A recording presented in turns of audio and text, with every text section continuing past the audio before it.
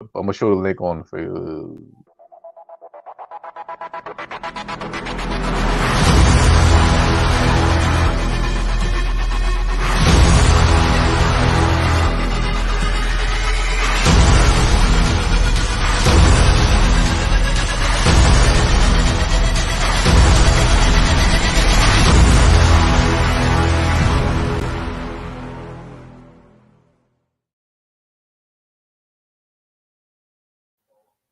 And share everything else. But yeah, it's this go back. We were talking about yeah, Jay White went to AEW.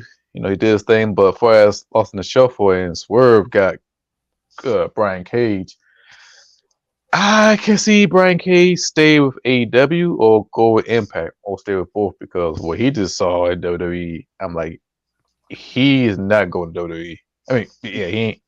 Brian Cage is not going to WWE. You know, but actually with him, I see him now.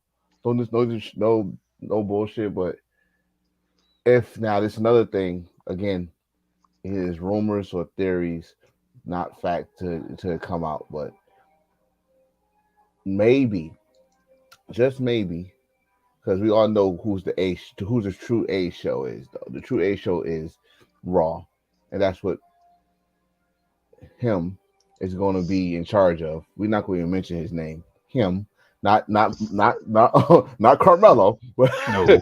no, him is going to be in charge of. Because SmackDown was good.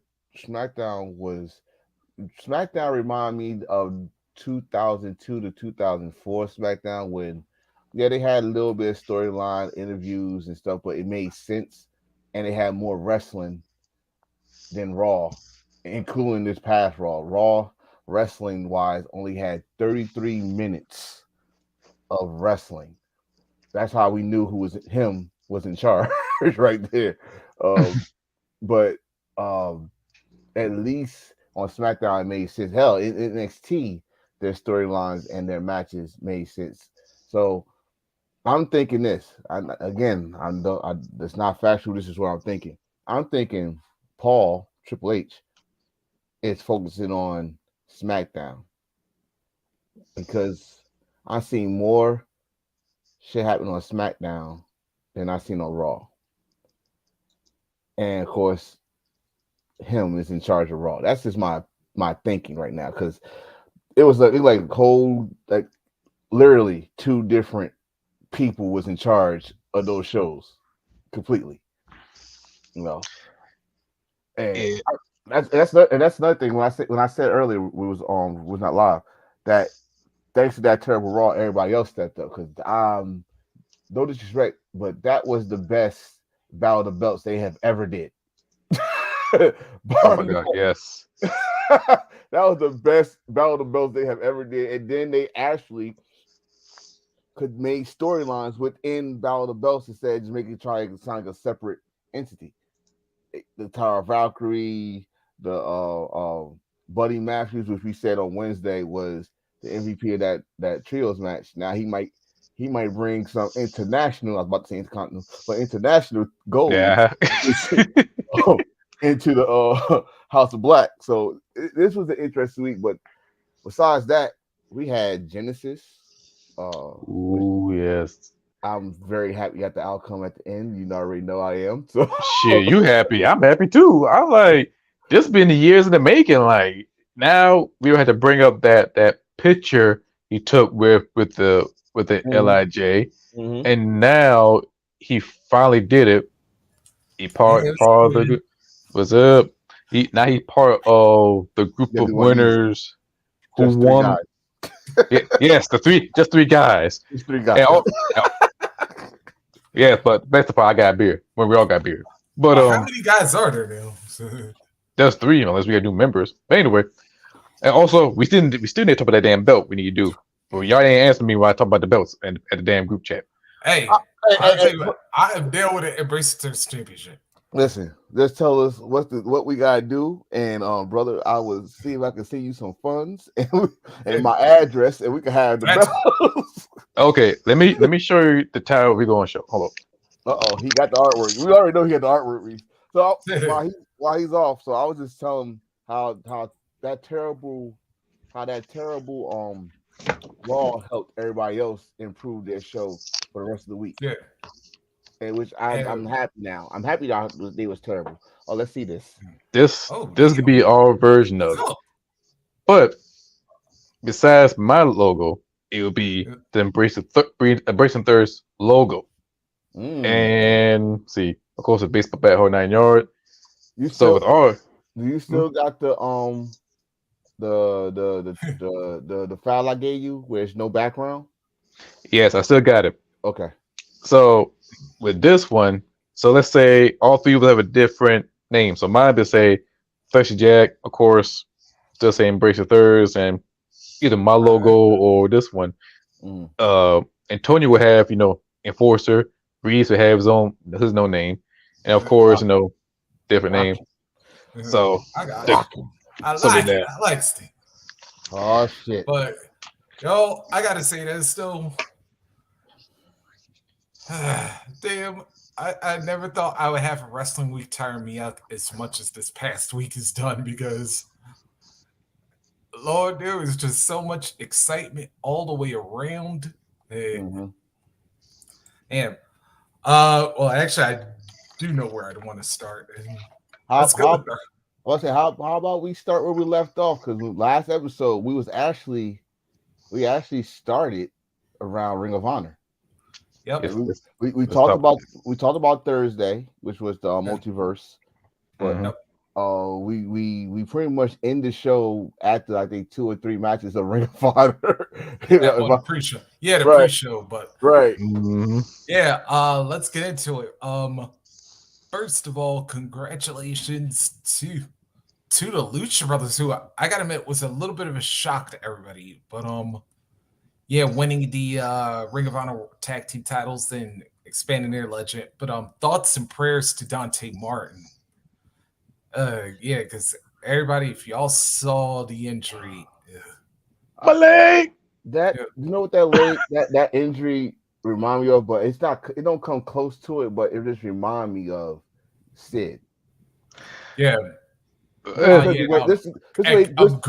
Yeah. Right. This the way it just was. Just it went to a place it supposed to not go. This was like that. Okay, I will say this: if you need any sound bite, my leg, because every time you see that leg turn that way, like my leg. But when Sakura said or Sid Vicious, he did it to himself, because well hell he couldn't do it, and then leg just flopping around. But his just twist around like a G.I. Joe action figure back in the days. Man, listen, he does. I mean, come on now. It's a line. It's a line that JR says a lot. And for Sid, that's where it came true. You too damn big to be trying to do some damn drop kick off the fucking ropes. You 7 foot tall. You better power bomb. So that's you know what? But see, for Dante, for both him and his brother, it's always bad fucking timing. I got a feeling that either the Kingdom or Top Flight was supposed to win that match, because they was the only 2 teams that had a story within Ring of Honor. I think so, because if you watch Ring of Honor episode this past Thursday, Marie talked a whole lot of shit about Top Flight, even about Dante leg. That was fucked up but funny and villain as hell for Maria. So they keep the shit going. So I give them props for that. But if Kingdom would have won that shit, it'll be a Debbie Downer, because the top team I could think of, either Top Flight or the Lucha Bros or Aussie Open, which we'll talk about that on the highlight. Yeah, but Top Flight, man, they deserve that shit, because like I said from the rip, Ring of Honor gonna be better than AEW, and right now, Ring of Honor Supercard of Honor was better than Revolution. It really was, because that show gave you that takeover vibe. All the match was good, and I will say what I say: Shibata versus Willie Yu, 9 out of 5, because Shibata dominate the whole shit. But when we get to that match, I got a lot to say about the match, because y'all know how I feel about Shibata, but I got a lot to say about that match. But when it comes, but let me just add on to what you just said about the tag team match. I would have added. I would have added the Kingdom because they was actually the only former, if I'm not mistaken, the only former Ring of Honor tag team champions in the match. Yeah. Right. And it would have made sense that all right, you go start this regime, you want to have someone that has history with Ring of Honor, but at the same time, you made history because Lucha Brothers, I think that's everywhere they went, everywhere they worked, they won tag team titles. So why not have them win the tag team titles and add that to their resume? Like, okay, we work in Ring of Honor, we are Ring of Honor tag team champions. But I think to this day, if Dante didn't get injured, it was supposed to be the Top Flight or Kingdom. Yeah. And just to add on to that, what you're just bringing up, man, the AEW tag team titles, House of Glory tag team titles, Impact tag team titles, AAA tag team titles, MLW tag team titles, PWG, Ring of Honor. Yep, they've done it all pretty much. And my next thing is why we put Young Bucks, we put most people put Usos, New Day, hell, God, Tenzai, Cozy. Why people are not putting the Lucha Brothers in the conversation? You don't have to put them on the top, but put them in the conversation as at least the best tag team in the business. I would say they'd be one of mine. They got it. I'm not saying now. Listen, I'm not saying they the greatest of all time, but they got to be in the conversation. God damn it, because everywhere they go, they win tag team gold. You got to show them. You got to educate these fans because these fans, not all fans. I said some of the fans because if you talk to any purist wrestling fan, yeah, they could put Lucha Bros on the top 10 or top 15. But you talk to a fans who just watch only WWE and AEW and not Ring of Honor, not even Impact or not even New Japan, not even NWA, they going to disregard them. They're gonna say, "Who's Lucha Brother? Who's they?" Or I don't watch that type of shit. I don't watch AEW. I just watch WWE.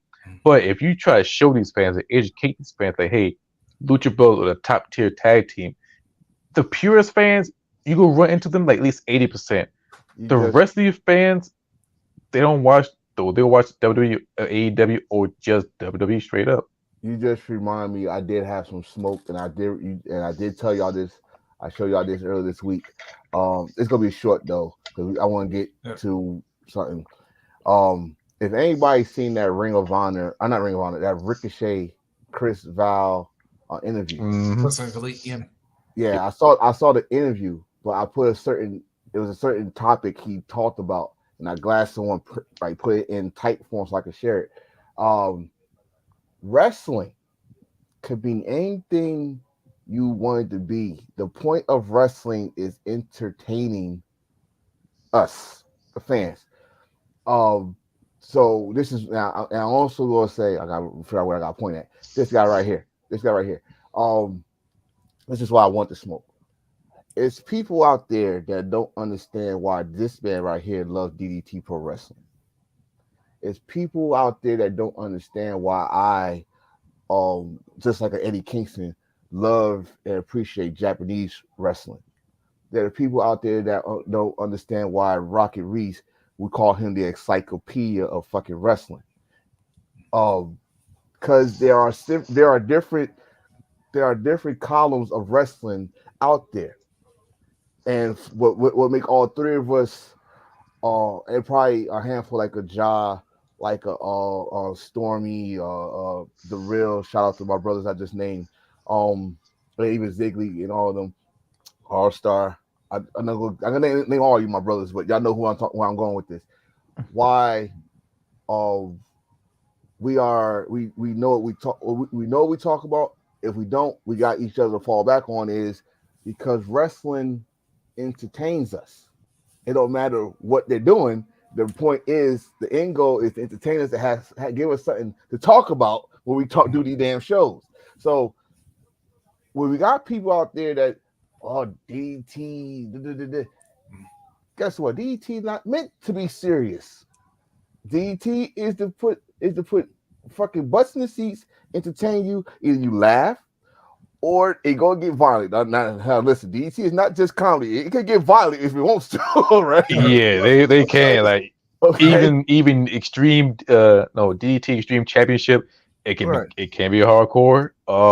It can be a serious match, but it's always entertaining. That's why I try push the fans like, hey, if you complain about WWE, you complain about AEW. There is plenty of platform, a different promotion of great wrestling. Hell, not even DDT. If you big fan of they're like pro wrestling, hell, if you big fan of Big Japan Pro Wrestling, at Noah, big fan of Noah.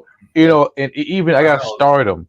Yep. I mean, this WXW if you're for your European fans. It's so much out there. And I just want to make this real short because what Ricochet said bold on me that I myself need to watch wrestling even in a better vision than I have ever watched before. Because again, like he said, wrestling can be comedy, wrestling can be drama, wrestling can be action, wrestling can be blah blah blah. But but the end game is, guess what? I said wrestling.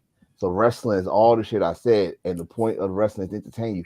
So if WWE is not your cup of tea, there's other options. If DDT is not your cup of tea, there's other options. If freaking any Japan, which we're gonna talk about at the end of this, because thanks to Hill, we got breaking news all of a sudden. I might get all together. And wrestling got options now. And I think Reese heard me say this. I think Hill, you probably heard me say it a long time ago. This was 20 years ago. We'll be stuck in a monopoly, and then we got these indies people that we could not see. Now you got options, and options is good. So how about this? Let's stop complaining. Let's just, you know what? I'm tired of this shit. I'm going over here. Oh shit! It's almost the same thing I just got tired of. Whoop! I'm going over here. You know, it's the streaming service is helping us right now too. So I digress. All right, you got options. So let's go back to Ring of Honor, shall we? All right, yeah. Just to run through the full card. What we saw in the pre-show, Jeff Cobb defeated Tracy Williams. Yeah, Konosuke Takeshita defeated Chocolate Thunder Willie Mack. Willow Nightingale defeated Miranda Alice, and then Stu Grayson defeated Slim J in the pre-show. Then in the main card, it started off with El Hijo del Vikingo retaining the AAA Mega Championship by defeating Commander. By the way, hell of a match. Great way to start. And I'm sorry, we all talked about him and Kenny Omega, but he was in the ring with someone that is either just below him a little bit, but was just as quick. Right. Just below him, below him, but quick enough to catch up with him. Yep. And I mean, that's how you're supposed to start a show. You're supposed to start a show with fast pace.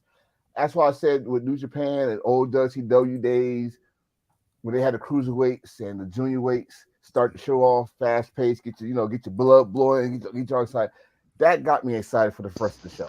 I was up. In fact, once we ended the show last time, I was up. I was already up. I put my laptop, I jumped over my shit, I got in my chair, I was into it. So let's go. And let's say this was also one of the youngest World Championship matches in wrestling history, because you had Commander, who's 24 years of age, and then Vikingo's 25. Mm-hmm. Yeah, so that match was a banger.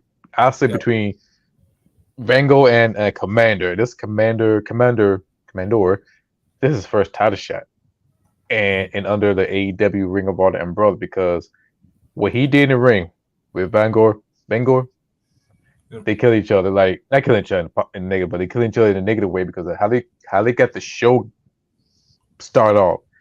They got the fans hyped up from the rip, and the moves they did, like Jesus Christ, the shooting star press to fucking Hunikarana, even the famous 450, 630 splash into a table. Yeah. They use tables to like get disqualified. That's the best thing. But the best thing about it is it was fast tempo. That's what I love about it. It was fast tempo. It wasn't watered down. It wasn't dumbed down. It was fast. All the moves they hit made sense into the match. Even the move they did on the top rope. Good lord. Jesus. I try to remember each move they do, but all the maneuvers they did, it's amazing. And I would love to see these guys back again for a rematch, or just let him defend that Triple A title in Ring of Honor. Because I'm about to say, shit, you want to see it again? I think they touch each other again at GCW that same week. They did it again at GCW. I think so too. I mean, you know what? I know I don't want to get stuck on this match because, like I said, I want to get to that Shibata Willa match. But with that, like I said, that match did its purpose. Now, it reintroduced people that, all right, if you didn't believe, you thought, oh, it was just Kenny that was making Vico that like that. Oh no, this dude do that with everybody. Everybody he's in the ring with. It's your job to catch up with him or here slow down just a little bit so you can catch up with him to make the match even good. So shout out to Commando because a lot of people didn't know who he was. Till Face of the Revolution. Right. And he did that once he did the walk. I think he got everybody's attention once he did the walk the ropes and then bounced to the other side. Once he got your attention there, that was it. But when he did that again with Zach Kingo, I mean, goddamn. Be careful. I'm glad because I kind of glad that was the first match because if it was like the third match, the ropes all sweaty and shit. Like, my god, it's live television. But I mean, it did its purpose, and like I said, great match. We don't do no rating systems here, thank God. But our opinion is all great match. Yeah. Yep. Then it continued with the Embassy retaining the 6-man championships against the team of AR Fox, Blake Christian, and Metalik. Speaking good of filler. Walk the ropes. Yes, the god Metalik, of the rope. Yeah. Matter of fact, you know what? I just thought if Metalik and Commander ever fight, they gonna fight on the ropes. They gonna fight on the ropes. They gonna lock up on the ropes. They gonna freaking do all the moves on the rope. They gonna do the ropes. They ain't gonna touch the ring. Like, it won't be the same because Grand Matik, he kind of like a tad bit down faster, but it'll be a great match though. I would say this ain't WWE shit, but it's gonna be a great match. But the 6-man tag match, a good filler. Great, it was a good match. I would say good filler match. We all knew. Well, I'll take it back. I thought it'd be an upset because Brian Cage would have left, but they swerve us, no pun, and put a good match for them and Bassey retain the tag team title. Now we was talking off cam about Cage. Let me say this about Cage. Cage could still be leaving. Cage would be the only one that I could think of that would still go to WWE because it's a certain long-nosed guy that really wants him. And he fits the WWE mold. I know he could do all the outstanding stuff, but it's a time where at least I know Brian Cage was like, you know what? I say this for the money-making shows and stuff like that. He's the only person I know that would still go to WWE after the shit we seen on Sunday and Monday. He'll still go. So, but since he's still there and he still got that 6th title, and now he's a merger, whatever. He's not going in no time soon. So that's a thumbs up. That's just 3 guys thumbs up. All right. The next up, Athena retained the women's championship against Yuka Sakazaki. There's only one positive to this match that I had to rewatch it to find out. Did anybody catch Naomi in the front row of that match? Yes. Yep. That's the only thing that I mean the match was good. Don't get me wrong. The match was good, but story-wise, I'm thinking story-wise. I didn't know Naomi was there. I had to go rewatch it because someone said she was there. Not like Naomi was there. Athena pointed out herself in a post-match just afterwards. Right. So, so when we gonna get this debut? I don't know. I'm still saying we're gonna still get in the AEW Women Tag Team title. I'm still gonna say that until my face turn blue. But we still gonna see that. Or we may see her pop up at Ring of Honor. One place we're not gonna see her, we're not gonna see her in Stardom, nor New Japan because Naomi? We'll get that. Naomi? Yeah. We might. Shit, you see Stardom? I'm sorry.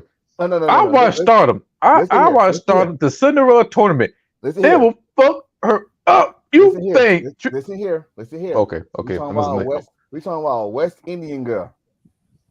They don't give a fuck. Woman got her ass whooped by her opponents long time ago. You saw Ox. Remember Ox? Remember Ox? If you ever had an ass whooping with a Western Indian parent, long time they use frying pans to whoop your ass with. You understand? She's a tough girl. Why do I feel like I'm on an episode of Hey Man right now? She's a tough girl. Okay, she's a tough girl. But no. Seriously, I could see her there because listen, if Sasha, little petite ass, could work with these tough girls from Japan, all she needs is a little training, not that much, a little training of how to take a bump in Japan. Once she got that, I think she could do some business. I ain't gonna say she gonna be main event there in Japan, baby. You got to earn it now. Now Sasha, they using Sasha from bring y'all asses that don't look at Stardom to watch Stardom and get that New Japan female roster. Get the eyes on because we're gonna talk about that later too. Naomi, I think Naomi could make it if she take the shot. I think, but if she don't, Ring of Honor. AEW needs some star power. Hell, Britt Baker want her to come. You see how passionate she is about the women's locker room. Yeah. So we'll see. We'll see. And which I know my two co-hosts probably is still like fuming on this one. Yes, Samoa Joe retaining the TV title against Mark Briscoe. Tony Khan is ass whipped. He is ass whipped. Dumb move. Like, look, the story was there. The match was good. Yeah. After a week, I did think about story wise on here because that means Mark will probably do more business in AEW. But you had a chance. Just like you did for fucking Darby. And then later down the road, have Simone would beat his ass later. But this would have been the moment. This would have been the talk of the weekend. At least one of the top talks of the weekend. Mark Briscoe winning the television title that he could never win. And but at the same time, this is why I understand. Because the backlash from that would, you just did it because his brother passed, which is wrestling history 101. That's why Kerry Von Erich became NWA World Champion because his brother passed away. That's why Rey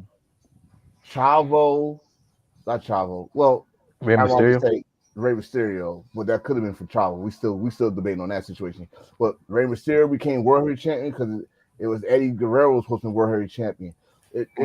It's like a wrestling thing, so I understand the backlash that could have happened, but we only know certain people that would have made that a backlash. Okay, I thought about it. Okay, like the right time at the right place to pull the trigger. Okay, I know there's a far shot on this one. WWE is trying to do 1,000-day Roman reign. And NMA, that's where Double or Nothing. That's where you got King of the Ring or Queen of the Ring tournament. It's bullshit. And NXT Battleground. And then you got Double or Nothing. I think Mark Briscoe is going to win the title at Double or Nothing to overshadow Roman Reigns, to overshadow anything else. And I think he gonna capture the Ring of Honor TV title. Damn. At Double or Nothing. Let me add something to that because I like that. Because one thing I like about it that it's motherfuckers trying to top each other, but at the same time, what I tell you last on our private, we're the winners here. We'll be the winners here. So I would like that if the 1,000 day is around Double or Nothing. Only thing I don't like about the Double or Nothing weekend is that Battleground and then Double or Nothing is pretty much the same day. Yep. If they go do what they did last time, respect each other, or they go try to go battle back to back. I'll tell you right now, this is not the 90s. I could watch both of them at the same time these days. Yeah. I could have Double or Nothing on my laptop right here and watch Battleground on TV or vice versa. This is not so people stop with the they killed us. Stop it. But no, you know what though? My add-on to this is, let's say Roman do get the 1,000 days. Yep. Let's say they do pull the trigger for Mark when the television title there. Let's also say Battleground will be will possibly be the last day of Braun Breaker. I don't know, whatever. Where Carmelo does a show some performance on that show, right? Mm-hmm. Even though they trying to top each other, what you think we gonna talk about next week? All three of them. All three of them. So I don't know about that. Hey, you know if Carmelo steals the show, which he probably will, steal the show, we're gonna talk about that because we're gonna talk about why we talk about that. Yeah. And then we're gonna talk about Mark Briscoe finally, who said the television title is his destiny, and he finally win it. Yeah, we definitely gonna talk about that. And Roman makes 1,000. This is the positive about this that all I could think of. In my lifetime, I only seen one man come close to 1,000 days. CM Punk? No, Hulk Hogan. No, Balls. Oh, Hogan. Hulk Hogan. Hulk Hogan had the WWF title for 4 fucking years. Yep. Back then, where everybody thought it was a legit. Yeah, I'm sorry. You know, I don't want to say it because that's a curse word, but that's the last time someone had a belt for 4 to 5 years. So the mindset is this: people about to witness something that they never witnessed before. That especially the people that was stuck just watching one thing. Yeah, you know. So that's why I mean we talk about that. So either way, if they do that, because you're giving us something to talk about and be happy about, probably a little pissed, whatever. Yeah. So, you know what though? But like I said, even though like I knew y'all was mad about this, I'll tell you, you actually were the reason why I said Joe was going to win this match. Because when I thought about it, I was like, wait a minute. Are y'all really going to have Joe pull off 2 winners? Y'all know damn good and well Joe ain't going to do it. Well, not that saying that he would play a power play, but it was just like having Mark Briscoe beat him would have been the more predictable of the 2 things. Because, like I said, you just had the feel-good moment with Darby in his hometown. Now you got another one with that. And I was like, wait a minute. Joe got to do something. Joe got to be like the biggest Debbie Downer of the entire. He got to be the. I almost hate to say, he almost got to be like the Triple H of maybe 2000 or maybe 2003 or something like that. Where it's like you finally think the title going off his hands and then this motherfucker still retained. I would have went 2000 because everybody, if you want to compare to that, I'll say 2000 because you go back to WrestleMania 2000. I know everybody thought Triple H was gonna lose that damn. Okay. Let's talk about that shit for a little bit. A little bit sidebar. WrestleMania 2000 was the most entertaining Mania right there. Yeah, it was entertaining. I would say with Triple H one, I was like, okay. But then I wasn't heavily deep in the wrestling. Okay, but I was deep in wrestling news, but I wasn't purist. Yeah, I just fan of wrestling. But Triple H win the title. Okay, cool. Let's see what happened next. But with Mark Briscoe losing, let's think about this. This during the same time as WrestleMania. Yeah, because he had him right in front of his kids too. Yeah, because I thought about like, damn, if Mark Briscoe lose, and then they, the American booty when everybody talk about that bullshit. But compared to Mark Briscoe loss and the American Quitter loss, I would feel more sympathy for Mark Briscoe than the American Quitter because Mark Briscoe went through grind, a heartbreak. Everybody loved him. The American Quitter got plater, and this nigga left. Can we start calling him Quitter? Can we call him Homelander? Okay, hold up. I'm gonna do it again. We were not gonna do it. We're comparing to a Homelander. God damn it! I see what I'm doing, but hey, well, I like the show. For Homelander, at least he didn't left the show. Anyway, I don't know why I did that, but Mark Briscoe gets. Yeah.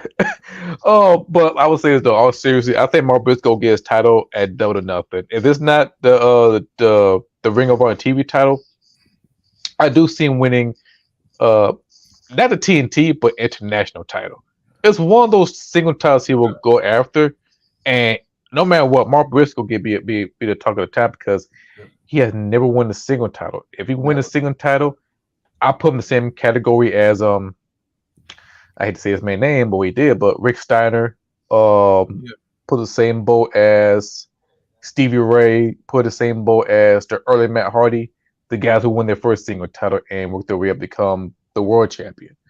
With Mark Briscoe, I could see him be a world champion material. I could see him be capture the first title at Double or Nothing. So at least he'd be a talk of the town.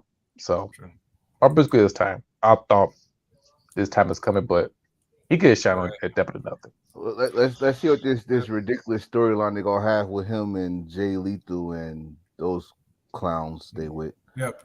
Let's see what's going to happen with that situation first. I feel it.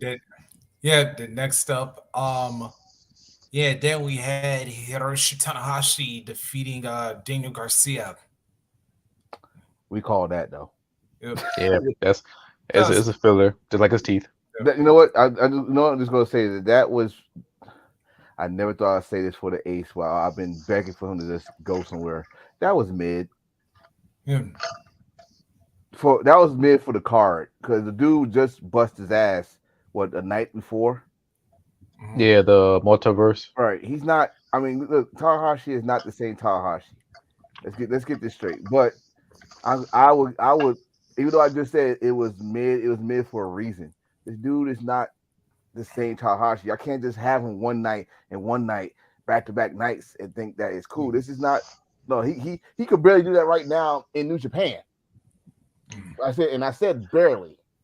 Hold on. I never defend anybody else. I be keep it fair, but this is our Tom Brady of New Japan right next to Okada. Hey, you find somebody else. Well, shit, dude, who the hell? Okay, all right. Hiroshi Tanahashi is our Kobe. No, Kairos. Okay, Kobe Bryant. I go for Kobe Bryant. Hiroshi Tanahashi is a Kobe Bryant. I'll take that because this man put in so much work. He lost his teeth. You know how hard to wrestle with a loose teeth. Shout out to Ace for smiling in front of the camera at Genesis. He was like, I got my teeth in. Trust me. If anybody could attest to how hard it is wrestling without your teeth, Claudio would. Oh God, his teeth got shoved up. Ooh. Woo! Yeah. Oh, sorry. Woo! Yeah. Toad, I know. Trust me, I know how you feel on that one. But that shit looks. But anyway, and then of course we already talked about the Lucha Brothers winning the tag titles, and then the new. And actually, I'm shocking. This was the only title change in the show, other than the tag titles. I'm gonna say this. I am shocked about that. Katsuyori Shibata defeating Wheeler Yuta for the Pure Championship. Let me go first. Oh, go ahead. I noticed that Shibata is the only man, I could be wrong, he did not touch the rope. He win the match flawless. That was a sweep because Wheeler Yuler used up all his rope. And Shibata just damn near dominated the fucking match like the Golden State Warriors did the Cleveland Cavaliers at the fucking final. 4-0, goddammit. Because Shibata whooped his ass. That's why I gave him 10 out of 10 or 9.5 out of 10 because of pure domination. And him holding the pure title, he gonna make that title prestige just like what Jay Lethal did with a television title. Because I'm gonna see more people try to go after Shibata. And not only that, plus he did it again with Christopher Daniel on Ring of Honor show. So that's 2 matches that he did not touch the rope. I got a feeling he gonna have his own streaks of not touching the rope. And the more he gonna do that, he gonna have a long streak that nobody gonna attempt to break. But to come to that match, really you had no chance in hell to defeat that man. Yeah, he got a chance with Bryan Danielson and John Moxley, but there's a whole different breed. This man almost died. Headbutting, straight up. Bleed. And this man came back and win the title. That's a heartfelt story. And I feel like it's not a middle finger to New Japan Pro Wrestling. It's kind of like, hey, you should have believed in me that I can wrestle and I can go. And right now, I know New Japan Pro Wrestling is like kicking himself like, damn, we should fuck with him. But right now, I see great things with the title. Willie Euler, I don't think he's a weak guy, but I think it's time for him to move away from the pure because Shibata is redefining the pure with the pure title. So he's doing it right now. I was looking for something. I don't think I'm gonna find it, but Shibata winning was the smart decision. That's 1. 2, Willie Euler. Hold on, let me see if I got it. There you go. It feels good. It feels good, don't it? Gotta have a Shibata theme one time. Oh yes. You gotta have the Shibata theme on your phone. It feels so good. You about to come out with that damn towel and black trunkers and damn boots. Well, hold on now. Don't think it's no picture out there with me a fucking towel in my black shorts now. Well, anyway. No, I said trunk, not a short. I'm not wearing no damn trunks now. But anyway. With some black boots. Shibata beating Willie Euler. I had this, and what I'm gonna say, it was a fuck you to New Japan because y'all probably promised us something that y'all didn't come through. Deliver. They didn't come through. Thank you. Come through because he gave y'all the exhibition. He did good against Willie Euler with the match they had at Wrestle Kingdom. Y'all had 2 things that I had to promise. 1, get him his match back with Kenta. And 2, possibly get a match around the finals of the G1 or therefore something the same, kill 2 birds with 1 stone. Shibata beating Willie Euler without touching the ropes, by the way. Did not touch the ropes. I think he was in a submission, but he just powered out of it. Yeah, just wrestled out of it. If Shibata is not the right man for the pure title, a man nicknamed the Wrestler, I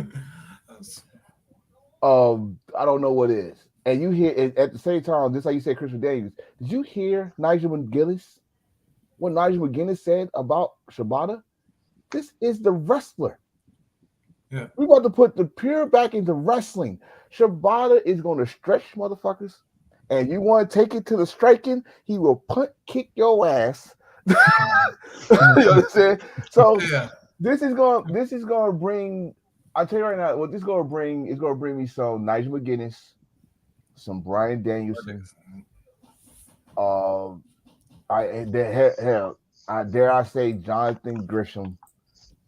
Yep. matches. We just need to know who's going to be the guys in line for it. I see Daniel Garcia. I see hell. Let me get this one out. I see Bryan Danielson since he's on this crusade with amateurs. Well, David, call Shibata an amateur.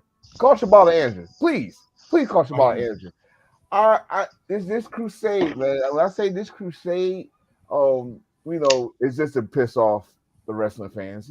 That's all it is. Amateurs. Sorry. Yeah, you're right. He should be in jail. But Shibata winning the title was a smart decision, and it keeps him busy. It keeps him in the States, so that's another thing. Like, so we're gonna see him walk through the Forbidden Door. Now, the next thing is who's gonna challenge at the Forbidden Door for the Ring of Honor title, because you gotta get the right man to face him for the pure title. And I tell you who's the right man. His fucking clone. Ryuta should be the one that challenged him. I ain't say beat him. Just challenge him so I can get confused. Like, put the camera back. It doesn't even be confused for me. Like, damn, they just look alike. If he slick his hair back, he's still like fucking Dan Shibata from afar. So I would like to see or Suzuki. Suzuki or Suzuki Shibata. I would say Zack Sabre Jr., but he gonna have his match against Bryan Danielson. Yeah, that TV title. Yeah, right. Or yeah, that's gonna be one thing. But Tone, you just pretty much said the only thing I was really gonna say was that you put the pure title on somebody nicknamed a wrestler. I was like, hello, if that's not the most common sense thing ever, then I don't know what is. Right. I did, of course, main event Claudio Castagnoli defeating Eddie Kingston to remain Ring of Honor World Champion. Rematch. That was takeover level type of match, because it was emotional right there, because I was really, really pulling for Eddie Kingston to win that title. I haven't felt this way since CM Punk against John Morrison for the ECW Championship in the last standing or last chance. Because if CM Punk didn't win, this would be it for him. This right here for Eddie Kingston, because what he represent like us, the regular guys. But Claudio, I understand his storyline, because I watched his promo on a Ring of Honor show saying Eddie Kingston is not a champion material. He doesn't look like a champion material. He cuss. He do all sorts of things that is not wrestling. And it reminded me of Imperium. That's what I love about them. I knew you go there. and Claudio, as I love about that. So I love the storyline with Claudio and Eddie Kingston. I love it, but I would love to see Eddie Kingston win the title. But I understand the story now. So do I expect a rematch down the road? Yes, because that was a good storytelling inside the ring. Great match, great emotional value into that match. It put you in. It doesn't matter. It does not matter what age you are. You will invest your emotional value as a purist into the match, and you root for your guy. Now, you're a wrestling about wrestling. Yeah, you root for Claudio. But if you're a purist and you love a grounded wrestler like Eddie Kingston, you will root for Eddie Kingston, because he's our Stone Cold in our generation. That's the way I see it. Because what we see on the AEW R Access, he's a cool guy. That's the type of guy you want. And plus, he's very trill. But Claudio, he is wrestling. Period. So with these two guys, I would love this feud to keep going, because that's a feud that it can be relatable. So I do expect a rematch down the road. Don't know when. I think it'll be a long time until the next Ring of Honor pay-per-view, either Best in the World or the anniversary show in summer. That'd be a while, but I do expect Eddie Kingston to get his rematch. Since you said a lot, I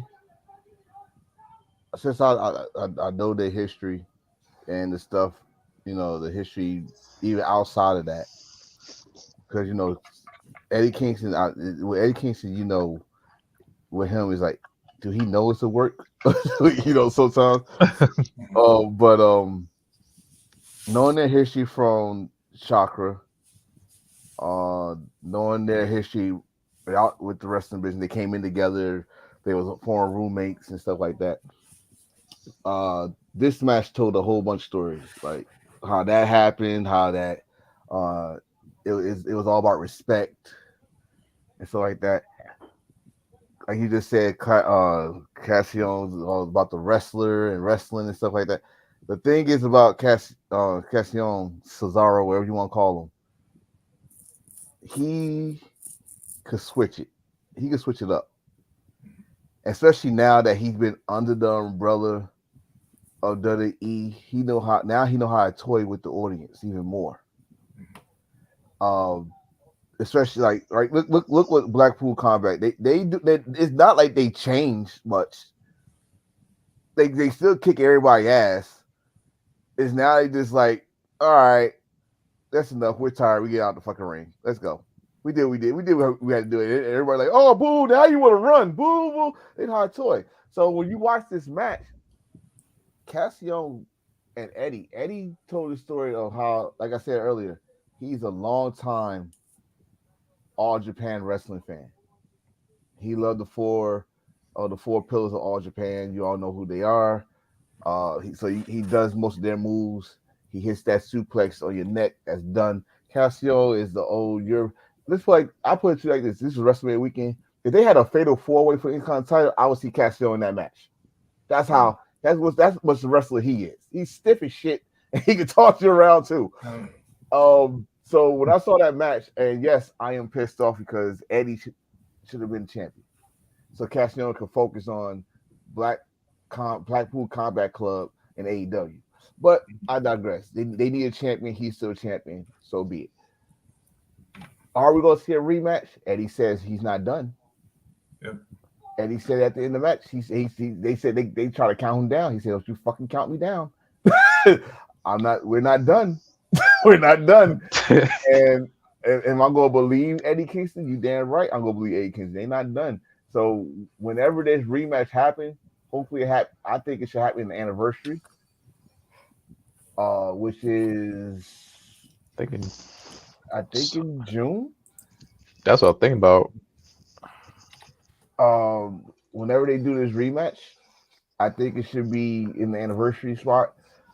And I think Eddie should finally get that belt. And the fact that he said he's not championship material, before anybody believed that story, Eddie Kingston is the former champion in AAW. Sakura I just named. He was a grand champion. He's a former tag team champion in Evolve. I'm just going by shit I can remember. It's in March. Oh, it's in March. Okay. Wait, what? Yeah, that was the last one was held. Yeah. Yeah. Oh, okay. So you got to probably in June-ish. But go ahead. All right. So Combat Zone. Yeah. So Eddie was Combat Zone. Eddie is the champion. He don't have to look it, but then again, like my partner said, he represents all of us. That's not championship material. Kiss my ass. I'm a champion. So that's why I'm a big Eddie Kingston fan. He's fucking real. He reminds me of everybody's hood. Don't matter if it's in the city, down south, west coast, up top. He reminds you of everybody you know in the hood. So I like the match. The match is strong style to me. It was told the story. Eddie did not give up until he couldn't get up no more. I love the main event. I just wish that Eddie would have won the title. That's how I just wish. Yep. So. All right, and that would now take us to Saturday. Yeah, Stand and Deliver. Yeah. And damn, they did too. They did too. Because last year, I don't remember last year because they did Stand and Deliver this year. They did their thing this year, except for one match. But this year. This was stellar.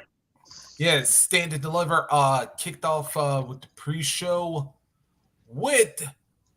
Yeah, I gotta get my prop for this one. Well, he got a prop. Wait a minute, he got a prop for this one. Yeah, or at least I had one, but I think I misplaced my damn book or whatever. But anyway, yeah, because Schism, they thought they was gonna have a chase to take over Chase U And of course, this being the debut of course, Simone, aka The Rock's daughter. Fight the big strong boy Tyler Bate, along with Duke Hudson, Andre Chase D. Hill. They decided to provide a teachable moment. That's his prop. God damn you to hell. Come on, man. You don't watch it. Hey, by the way, I love Chase U because I forgot what it.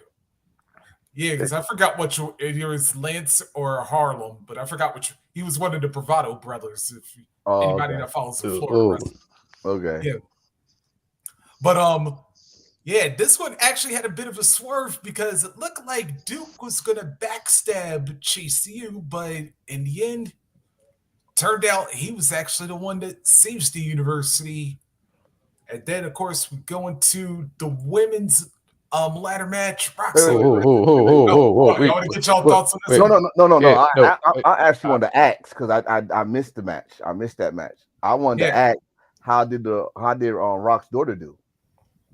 She did pretty good actually. She got a nice ass. Oh, we're talking about the match. I mean, she did a great thing though, man. She good. She got a lot of things to work on. This Kingdom South Carolina. I swear to Lord. Yeah, you better not touch.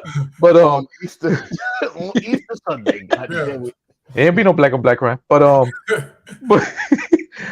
yeah, Eva, she got a lot of work to do, but it's not bad though. She can wrestle. Just a little bit awkward, but she wrestled like she wrestled in ECW in 1999. Okay. Yeah, and I would say this, like being around guys like Gacy and like the former Grizzly Young veterans who sadly may be leaving, but that's no. Let's call them Grizzly Young veterans because that's the name they go use when they get back in the indies. Yep. Or AEW or Impact because you'd be dumb not to sign them. Yeah. They're good. They go Impact. I'm big on that. They need some good tag team. That same tag team is not strong, but put a little meat on the tag team. But yeah, I can see them.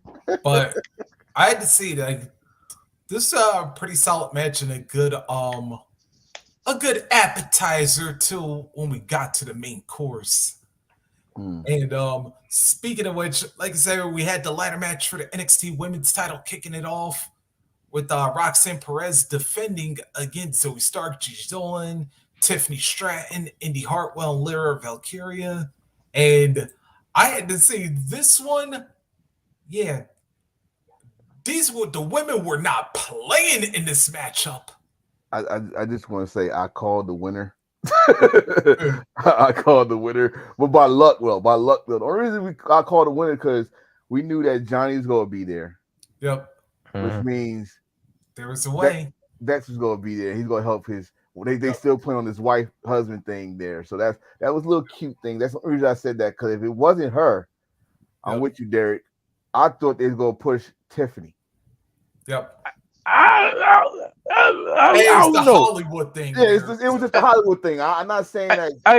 I get that, but not. I mean, listen, you had Zoe there. I mean, come on now, man. Who give a fuck about damn? Let me go. You know what? I got a new name, Charleston Hill. Let me tell you the reason why. Who give a fuck about that bitch? We all know why you don't like her. We all know the bitch turned her back on Miss Lyons and stuff like that. But how about this? Just hear me out on this one. If Zoe would have won, and we see Miss Lyons getting better and better, how about, of course, we're going to say it was Zoe that attacked her. She beat Zoe Stark for the title. She should have been champion. That's why I would have got a revenge too. Revenge, right? That's why I would have thought Zoe would have won because the storyline would have kept going. But one thing we knew from the jump, Roxy was not winning that match. Yep. I don't care how good she is. She could have said, you know what, Sean, how about this? If I can't be in the match, I want the winner next. But you really just gave away your title. Mm-hmm. I mean, I'm not shitting on Roxy. I still call her Roxy. I'm not shitting on Roxy, but y'all, you know what? I called it. This night was supposed to be Roxy night if a certain somebody was still with the company. Manny Rose. Damn right. This would have been Roxy night. But Mandy Rose fired and pushed the damn fucking plug, had to give the belt to her immediately. Okay. That's my thought about the damn thing. Since you brought up Mandy Rose. We all love Mandy. How you doing, Mandy? When I look back at it, I got a feeling she should lose that title to Stand Delivered with Roxy, and that's it. Nah, actually, you're right. That's what I'm saying. Like the thing was, she was gonna get a one-on-one, probably in Vengeance. Yeah, she's gonna lose it, but in a close encounter where either they still was together or not. With toxic trash interference. Would have probably did a big number on Stand Deliver, where she have a one-on-one match, possibly still cage match, possibly. Where you know something that could bar the rest of the girls out the match, and with a big number for Roxy around that time. But the situation happened. I still disagree with the situation because WWE did far worse than what Mandy Rose ever did. Yep. We all remember Playboy, but anyway, that was partnership. Hell, Mandy Body is my partnership. Goddammit. But it's a whole different story. We're gonna see a SummerSlam, Summer fight one more time. And what's she out there? Okay. And shout out Derek. What he just said that yes, I am gonna give Tiffany a great shout out for that spot she did because who knew she had it in her to do that spot? So yes, I'm gonna give her that salute. But the match itself, I think a lot of people shine in that match. Yeah, a lot of people definitely shine in that match. So shout out to all the ladies that participated in that match. And I like the ending. I love the ending. I thought so too. But also you should mention that there was something else we also called. That if Gigi got close to that damn belt, JC Jane would show up. Oh yeah. It was because she told her it was not over. Yep. She told her it was not over, but like I said, our reason why we don't want to talk because we called that ahead of time when once she lost that match and she acted like she in the sling. I mean, it's not over. You're not going to end the feud off of one match, not in WWE anyway. Unless it was a bad match, and their match wasn't bad, so you gonna keep it going. Yeah, but Index coming to the rescue, that was awesome. Yeah. Oh yeah, I love that. All right, then next up we had the triple threat for the NXT Tag Team titles, as Gallus would defeat the Creed brothers and of course the family, the Don Tony D'Angelo and Stax Lorenzo. And I love that match for two reasons. I don't know, did it just turn the family face because of what happened later on that show? Yeah, it just turned them completely face. And the Creed brothers, I'm sorry, take their ass up to the main roster. They ready. Ooh, they ready. They're ready. You know what? But this is the problem with the main roster. Don't treat them how you treat American Alpha. Don't treat them. First of all, the reason why I say they ready compared to what they did last year instead of delivered. Yeah, when they won the titles. These two give you that amateur background, and I could hear me out here. If something happens with sheesh, and we are, and you know I'm gonna get to that when we get to night one because that's all we're gonna talk about is night one. Oh no, we're gonna talk about the whole thing. Yeah. I try to say you Homelander, but we gotta God damn it, we ain't call that nigga Homelander. All right, go. We already hour into the show. But I say this. If they do break up Alpha Academy, you cannot tell me you don't see Chad Gable with the Creed brothers. And it's all about wrestling. And I could see that. No. Here we are. Just hear me out here. And you cannot. I could see this match. I didn't put it on no video game yet because I will. On the video game yet. But Chad Gable and the Creed brothers against Imperium, which is the ring? Is wrestling? Who keeps the match more sacred? Thank you. Who keeps the? I just see that match. Anything else after that, I don't give a fuck. But I see the Creed brothers. I think they're ready. They don't have nothing else for them. If they bring Creed, they gotta bring Ivy Niles to bring the whole Diamond Creed, the Diamond Mine to the main roster because you need a third. Give her a title shot, give her a run, yeah. But right now, I feel like NXT is not give her the shine like they're supposed to. But for the Creed brothers, they can do a lot more. I could see one of them getting a shot for NXT North American title, or I could see one get a shot at the NXT title. Because both of them could be a good single comparator, what we saw in the past. Now, if you push them to a main roster, especially Julius. Yes. If you could put them on a main roster, put them on SmackDown. Because I feel like they do much better on SmackDown if they're on Raw. If you put on Raw and you got old dumbass running it, they gonna fuck them up. I don't want to see that. Okay. I mean, I definitely see the SmackDown. I mean, we'll talk about that, but y'all already know where we're going with this. Yeah. But yeah, that's what I'm saying. They go up. I think they're ready. But we knew Gallus was gonna win that match. Oh yeah, no boy. Yes. The return of the Iron King, Joe Coffey. He just got his hair grow back with that fucking mop. I don't know. I don't like that short bob he got. What? That's a shit. I see him and Bad Bunny got the same barber. I see. Damn. You know what fucked up mommy up? He might have had to do play on do the right thing, Boogaloo, get the same fucked up haircut he got. God damn it! See, we on the same page. Yeah. But, which is a theme with the show, but that's I see. Yes, sir. But yeah, speaking of same pages, here's one I know all three of us will be on. The 5-way match for the North American title. Woo! Stellar. Yeah, all I just gotta say is that the match spoke for itself. The match was all over the place, and I loved it. If before WrestleMania, I gotta put it as my top 5 match of the weekend. So at that point,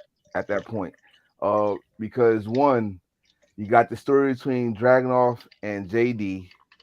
I love that spot where everybody just looked at JD and they just said, "Fuck it, whoop his ass." Oh my god! You got I still call him A-Kid. A-Kid showed his ass. He showed his ass. And then for those that don't know Dragon Lee, I thank you. You have witnessed. We knew a long time ago, Dragon Lee is gonna be. And you know what? Actually, let me put it like this: for those that was afraid that Dragon Lee was not going to be Dragon Lee, at least in NXT, because we know what happens if he goes to the main roster. Yeah. But at least in NXT, Dragon Lee was Dragon Lee that night, and the next available show on past Tuesday. But Dragon Lee showed everybody like, hey, at this point in time, I made the right decision. Yeah. We all question like, really, but he and of course Wesley, Desmond, or you want to still call him. That match had the right people in it. Again, another match that everybody shined on that match. Yep. The way Desmond or Wesley won the match was awesome. I would say, dare I say, match of the night for NXT. Yeah.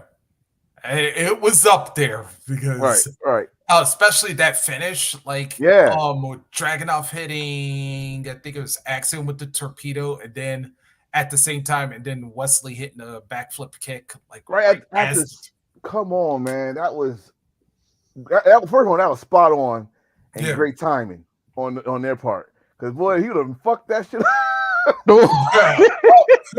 Oh, god damn! We would have been on him all day, like. How you airball that? But it was a good match. Like I said, in my view, that was the best match in NXT. Good, it was a good floor match. Storytelling all over the ring.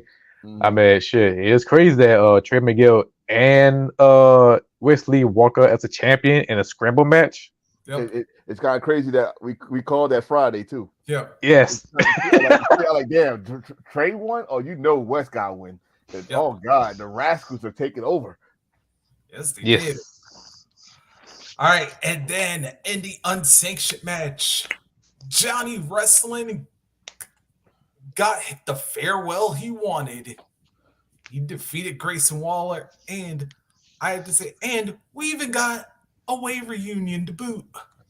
Kind of. That's the one. Yeah, I would love. I would love it. 4/5 of the way. I would say I would have loved it. I would have loved if Austin would have came out. But you know what? How about this? Their son took Austin's spot. How about that? Yeah. I'll take that. I'll take that. You know what? It's coming. Yeah, you know, the one thing I do like about it, the match that it was unsanctioned, but that just made that's how Johnny wanted to go out.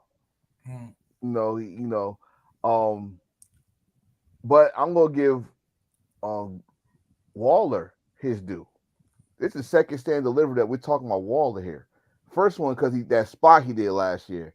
This one, I think all eyes should be on him as next North American title champion or NXT champion to beat Carmelo. Down the road. I don't know how long they're gonna give Carmelo this title reign, but down the road, if Waller's not going to the main roster, that dude, he's a heat magnet down there. He's a heat magnet, and his wrestling is getting better. And now you put him in a stipulation match where there's pretty much no rules. Let's see how much pain you could take. And goddamn, you see his fucking back? Yeah. Oh, especially after Candice waylaid him with that damn cane. Yeah. I'm holding a Kindle stick, by the way. These shits hurt. This ain't no this right here ain't no fucking plastic shit, right? These shits hurt. I swung this shit. Woof! You hear the woof when you swing it. It hurts. So, and you got Kansas and Johnny hitting them with it. But it was a couple times I thought Wall's gonna win though. I'm gonna be honest. I was like, oh shit, he might pull this shit off. But if he's a true heel, he should have came out.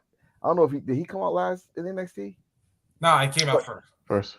Okay, I didn't see that name. So because he came out. Yeah, because remember he was on his Instagram live with his entrance, and they had like the little. No. I'm talking about. Did he come out this past NXT show? Oh, that one I didn't see.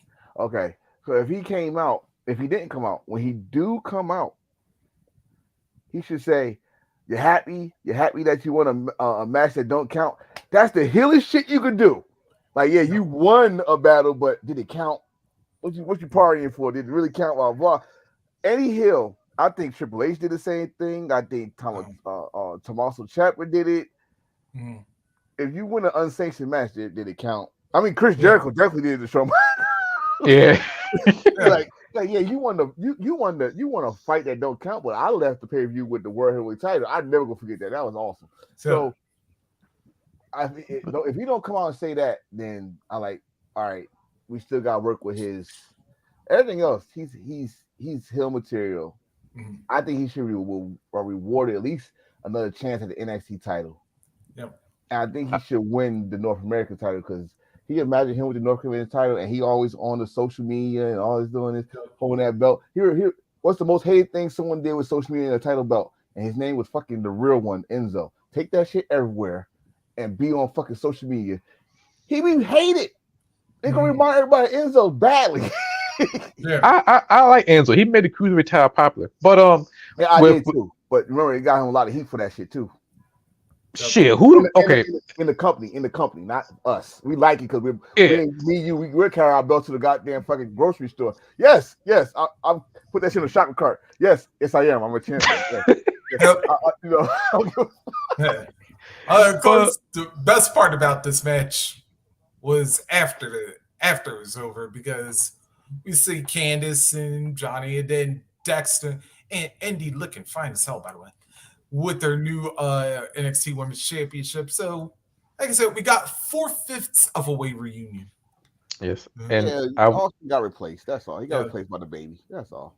But that's true. But I would say this though: we might as well call John Gargano the king of unsanctioned because this is third unsanctioned match in NXT history, and he lost once.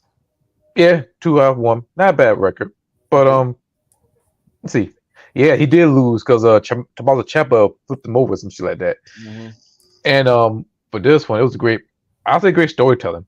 I'll say I keep on storytelling is a theme of the whole weekend. Wait, Well, not all the weekend, but we'll get to that. A majority. Okay, maybe 91%. Speaking of stories, there was definitely one with the NXT Women's Tag Team titles. Yeah, as Alba Fire and Isla Dawn defeated Fallon Henley and Kiana James, and of course, the big part of this was Brooke Jensen. Yeah, of course, Kiana wanted to cheat, but then, of course, Briggs and Fallon's is like, And ultimately, Dawn and Fire. What do we got? Which I don't know which one of you two I want to go to first, but I think Tone had the button up, so I'm gonna because Hill gets a little more epic with the flag. So yeah. I only got to say it because did they drag this story too long? Yes. And they still drag. I know they finally sort of add layers to it on Tuesday, but I'm sorry I don't think they did it right. The old tag team, not friends thing. We've seen this shit over and over again. It didn't feel right from the jump. It didn't feel right to me from the jump. And then on what's this? Their first title defense or second? I think that's their. I want a second title defense. Second title defense. That's you pull the trigger on this storyline. I mean, I'm sorry. I would have if y'all really want me to get invested, because now what? It don't even make sense for them to even get a rematch. Like it don't. Like, all right, I guess y'all not gonna be tag team champions. Y'all not gonna get a rematch. I did not like. I watched the match as a fan. I just didn't feel it. But not a podcaster. Not analyze. I just didn't feel it. I did not feel it. I think, and also the timing of that match. You just put that behind an unsanctioned match where everybody's invested in it. They're exhausted. It gave me that WrestleMania 18 vibe. No, 17. WrestleMania 17 vibe. After the Hogan and Wright match and lead to a triple threat match for the women. Yeah, you're right. 18. Okay, 18. Okay. After the Hogan and Wright match, and next the women match, and you can feel the fans like. Right. That's for the fans, and plus you got that dumbass saliva music playing in the background. But I feel like the story was right there, and as a payoff is coming, this one got a little bit more patient. However, I like this tag team, the Allen and Faye. I'm not talking about them. No. I mean, that's a tag team. I love me some Kaylee Ray. But it's just the storyline. It just I don't know. It just dragged. Yeah. Like, if you watch NXT every week, which we do, I didn't finish watching the past week, but because I started halfway, I got to watch the first half, but it just dragged. Like the way they did it, it was not. I didn't feel it. Like they go into her office and they found out then she want to tell, but homeboy's telling her not to tell because he's happy and all this stuff. Yeah. I'm like, God damn, just tell the motherfucker. Yeah. and now it is like even worse now because Kiana just finally kissed Brooks Tuesday. She kissed Brooks. But she told him, no. She been did that. She did that the last week. Before the wrestling. So this time she told him that she was talking to somebody, blah, blah, when they could have done that. Yeah. A week before Stand Deliver, where he go like, and then with that spot at Stand Deliver where he got the bag and he won, it makes sense to me. If they would have done that the week before. And now when he got the bag, he don't need nobody on his side. Now he puzzled. I love her, but she just broke my heart. Blah, blah, blah. He don't need nobody trying to think. I mean, that's just how I see it. I don't know what they're doing, but it got to be an end game to it. It got to be some type of end game. It is an end game. It's called NXT Battleground. But the fucked up thing is that should remind me of the real life situation. I know way back with my homeboy met this girl, and he was so heartbroken. They said I'm going back with her. They got punched him out, but that's a whole different story. But with this one, it's interesting. The end game be NXT ground game and ground game. Oh Lord, battleground. That'd be new pay-per-view ground game. But NXT battle game. But god damn it, battleground. That's gonna be the for some reason. I don't know what's going on over there. That's gonna be the end game. See, so yeah, he was combining the two, but you know what? I actually, sadly, I think I know what the end game's gonna be here. Hope it's not them bringing up that tag team. Oh no, that watch that now all of a sudden Fallon's gonna be the one that hooks up with Jensen. I think that is the end game because I think she likes him too. Yeah, and you know she see Brooks as a big brother, just like Brooks is like a big brother to yeah. I see that, but goddamn, like God. Straight up when they say wrestling is a soap opera for men, I don't think they need to like literally make it a fucking soap opera now. I can relate to because I've been in that shit in real life. Trust me. I think we all had that girl that we liked and we fell for her and we trying to bring her to our side, but we had to work for. I mean, but then I just with wrestling, especially like. I don't know. It's not. I'm not feeling it. I'm not feeling it. As long as something we was both feeling. Yeah. Oh yes. The main event. Mellow. Oh, was that crowd? Was that crowd 80-20? Yes. I ain't gonna say it was 100. I'm gonna say it was 80-20 because there were some people that was cheering from Braun. I ain't gonna front. It was. The reason why I said 20 because this is like. The day after or 2 days after what his daddy did. Oh yeah. I think it was the same day. No, I think so. Probably was because that was WrestleCon, right? That was WrestleCon. Yeah, WrestleCon. So it was the same day. So, but can I go throw a flag on this part? Can I throw a flag? Go ahead, because I want to sweep over that. But go ahead. Yeah, the Rick Steiner thing. I know I'm part of the community, but as a wrestling fan, I know this one of the most fucked up most villain shit I'm gonna say. Y'all better not fuck up this action figure. Y'all better not fuck up the damn DLC. I need my Stein Brothers by 2K23. I need my WCW. I need that.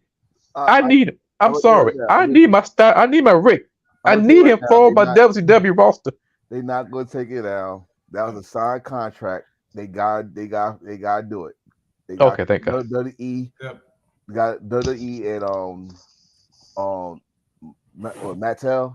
They got to do it because it's a signed contract. They are part of the Legend contract. They got to do it. Now you want to take them off the Legend contract? That's on y'all. But as far as development and DLC, it's too late. It's already done. It's done. Yeah, next week. It's done. But but this match. Mm-hmm. We all saw it coming. Like the fans was going more mellow anyway, but they was going down on Braun. Right?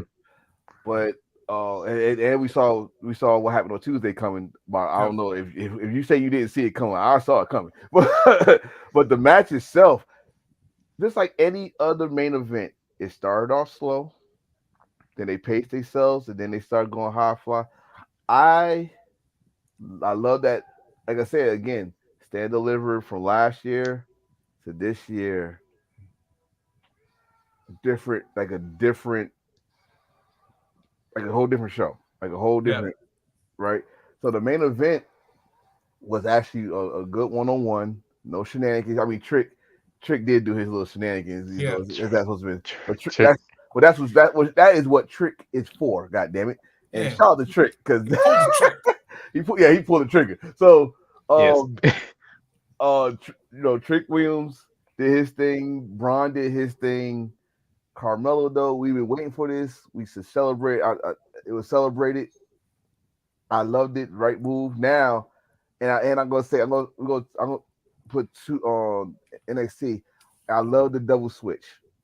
Yeah, I love the double switch because even though they didn't do it on Stand Deliver, when they did it on their show, it made more sense. That Braun's pissed off, he lost his title. Yes. Not only that, you also had the crowd also cheering for Melo. Right. Even though, despite the fact that Trick used some underhanded tactics. Exactly. And the cheer. Let's make it worse. Yeah. Let's make it worse. This motherfucker had a nerve to come out in Los Angeles Laker. They both did. Yes. No. I'm talking about fucking Carmelo. He had his name like the Lakers. Like, his logo. Yeah. Right? Yes. Like, but I was like, oh yeah, this he knew he was gonna win. Braun and Ray should be together. Yeah, they are dating. They are dating, so yeah, they should come together. Oh, lucky sucker. But Carmelo Hayes. Well, I saw this match.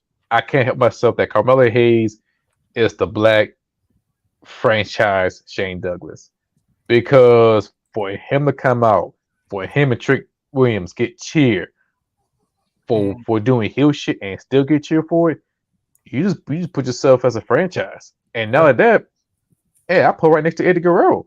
When he did a lot in Cheating Steel, the fans rocked with him. Carmelo Hayes, they rock with him, and he's one of us. Since we're out in LA with this one, I'll even get another reference. Yeah. I would say Melo Trick. I'm gonna call him instead of the. Yeah, I don't know if this will fly just as well, but I'm gonna call them the Hollywood Blacks. Whoa, hey, whoa, what the fuck? Whoa, hey, I said it wouldn't fly as good, but come on now. But you remember when the Hollywood Blondes always used to get cheered, even though they was heels? So I was like, but that's what but see, now that's what I'm saying. Now my thing is this: Road Dogg is the reason why Trick and Carmelo are together. Well, shout out to Road Dogg on that one. Yeah. But now he's the face. Yeah. Now he's gonna start doing the face shit, and I'm gonna say this: I'm not gonna like it, because this is not why. See, this is my thing. When you are a heel and people cheering you while you're a heel, why are you gonna change it? Now you know what's gonna happen. They're gonna be like The Rock, pretty much, where Melo's still gonna talk that talk, but then he's gonna have like that cockiness, kind of like how when Rock first turned face. Yeah, I mean, but you know, I understand they still in NXT, and I don't think Carmelo was a face for long when he first got down there. He was like, he was a heel through and through. Yeah. Oh no, he started as a face. But then Trick kind of like got him saying, "Look what all this nice stuff," and then he turned heel the very next week. And that's when he beat Swerve for the North American title before he got called up and then got fired or released. Well, that's what I'm saying. I don't know how he gonna do as a face if they tell him like, "Hey, now you gotta go out there and kiss babies and say it's great to be here." No. You need to keep him as cocky as ever now. Like you just said, it reminds you of The Rock when he turned, but he was still The Rock. It's just that he started making little, his cockiness with some little more jokes into it, but still the same Rock. I don't want to compare him to The Rock. I want him to be, I don't like be his own Melo. Yeah, I don't like doing that, but I mean, just like I call what's his name Lil Rock, but he still do his own thing sometimes. I want to keep his character where it is, but and Trick. If Trick is a face, because I'm still waiting for maybe Trick start getting jealous. No, God, no, hell, no, for love of God, no. The reason I don't want to see that because them two, they niggas, God damn it, they're brothers. They stick together. That's the most realest shit ever. That's your friend. That's your brother. That's the most realest duo ever. You can relate to them. Trick show loyal. I would love to see the two guys take notes from Ring of Honor and New Japan. I love this two duo. When Trick becomes successful, who they work for? I don't get shit. Sean might better fuck this up. Sean might better not fuck this up. No, it ain't Sean. It ain't Sean because him is back, and so him might go back and make that shit the 2.0 Nickelodeon show. Don't be surprised if we start seeing those multiple colors and shit again. Yeah, and Bison. Fucking Rico Mustache. God damn with that 70 porn stash, but that's another story. That's another story. Yeah, But that was that. Then we had the WrestleMania. And I'm just gonna run through this real quick, and then we could just talk about like favorite things we liked about it. Of course, the match order happened like this. Austin Theory retained the U.S. title against John Cena. Street Profits won the four-way men showcase against Braun and Ricochet, Alpha Academy, and Viking Raiders. Can we start right there? Can we start right there? Because all of us was not liking this showcase. Yeah. All of us is like, what the fuck? Because then, first of all, they didn't announce that the winner was getting a title shot. Nope. They didn't announce. No, they did not say that shit. They didn't say all that shit. But I am right now. I'm man enough to say it. I was not liking this shit. I was not a fan of it. But damn it, I would say I was wrong because that match was fucking fire. Everybody shined. Gable showed he got that cradle suplex spot on Braun Strowman. Fuck. And then also my favorite part, Braun Strowman got knocked on his ass. My dog. Yep. Bro, when I say I marked the fuck out, I just got.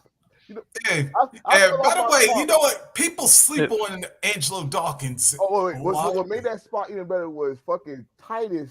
See the football player. The football player comes out. Oh, yes. Titus got excited. Like, yeah! Like, I'm like, damn, Titus, you about to get in the ring? Because you flexed. Like, yeah. So, and I'm knowing when I say the last time I rolled off my couch laughing was when was the year before when Jackass and Sami Zayn match. Oh, God. I was laughing my ass off when Dawkins knocked Braun Strowman on his ass. But like I said, the war. Oh, I'm sorry. Excuse me. I was gonna say War Machine. Yeah. Viking Raiders did a thing. Chad Gable, I think deserves a solo, a single spot. IC champ.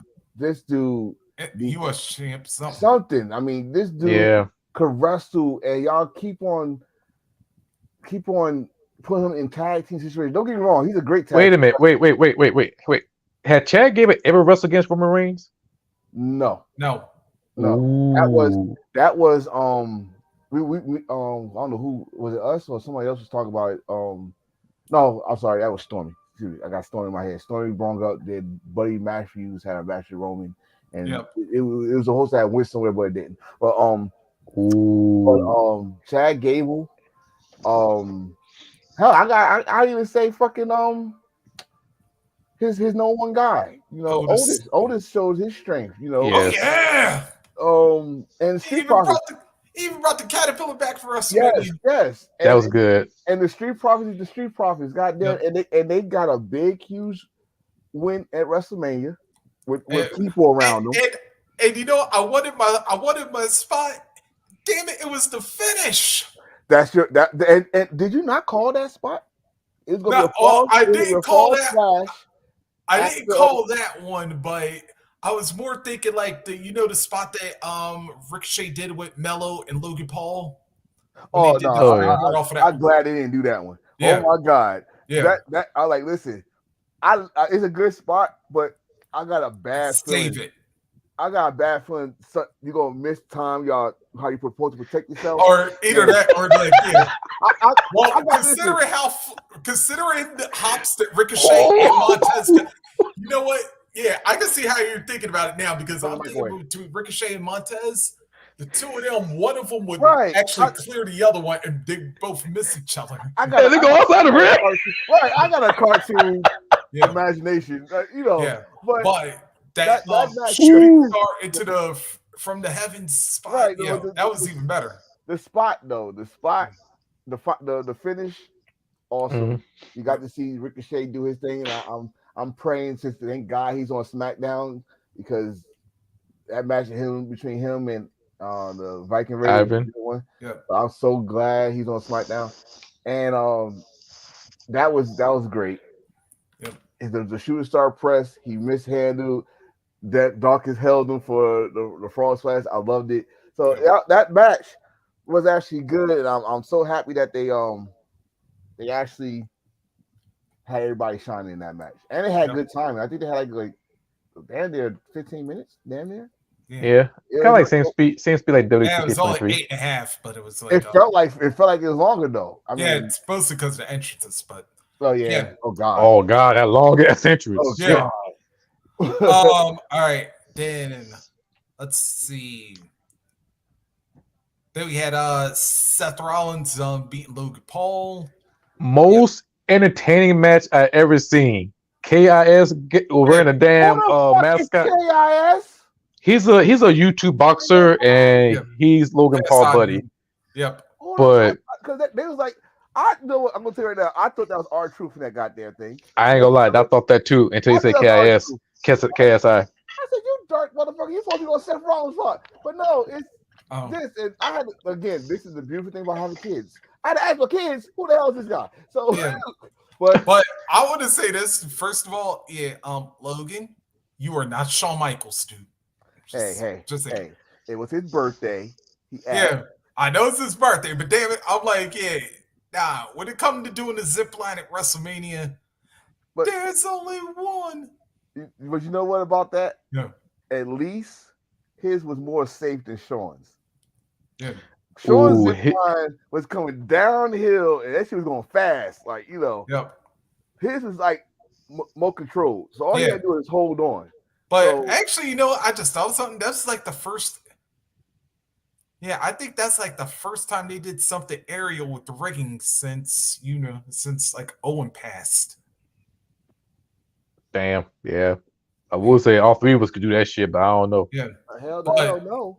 But we're to embrace the first. Come down the shit. Not to be outdone though.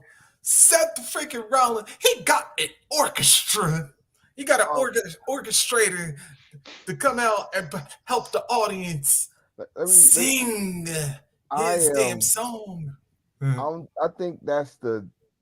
Let's see, from counting Clash at the Castle, and I'm gonna say Clash at the Castle and WrestleMania. Yep. How this dude just stand in the middle of the ring and stay there, just have his hands out, and the whole damn stadium. You're talking about over 80,000 in one place and 70,000 in another, doing this shit, and he just stand there. If that ain't the definition of over, I don't know what the fuck is. Yeah, that's over. That is over. So here's my question, though, to E. And I'm not saying this as a fan, I'm saying this as a fucking podcaster, purist, all that. Why or what? Why do y'all had somebody there for almost a year? Split these fucking belts. Please.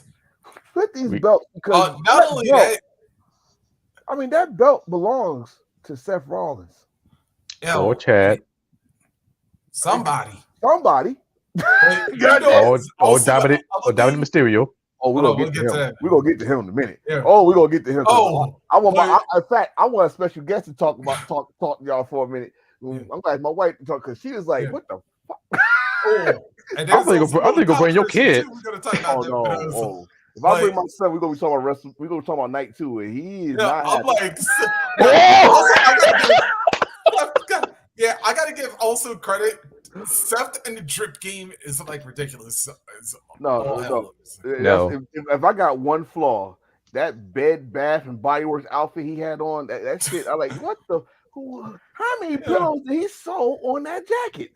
Yeah, I had to admit, like that gave me a different vibe off of that one because I was like, wait a minute, did he watch that episode of Dancing with the Stars where Tyra came out with that? He probably did. Now listen, I'm waiting for what culture because he always does this for WrestleMania, like like who wore it better, right? So I'm waiting for him to do this. I know he's trying his best. He got to do two nights and.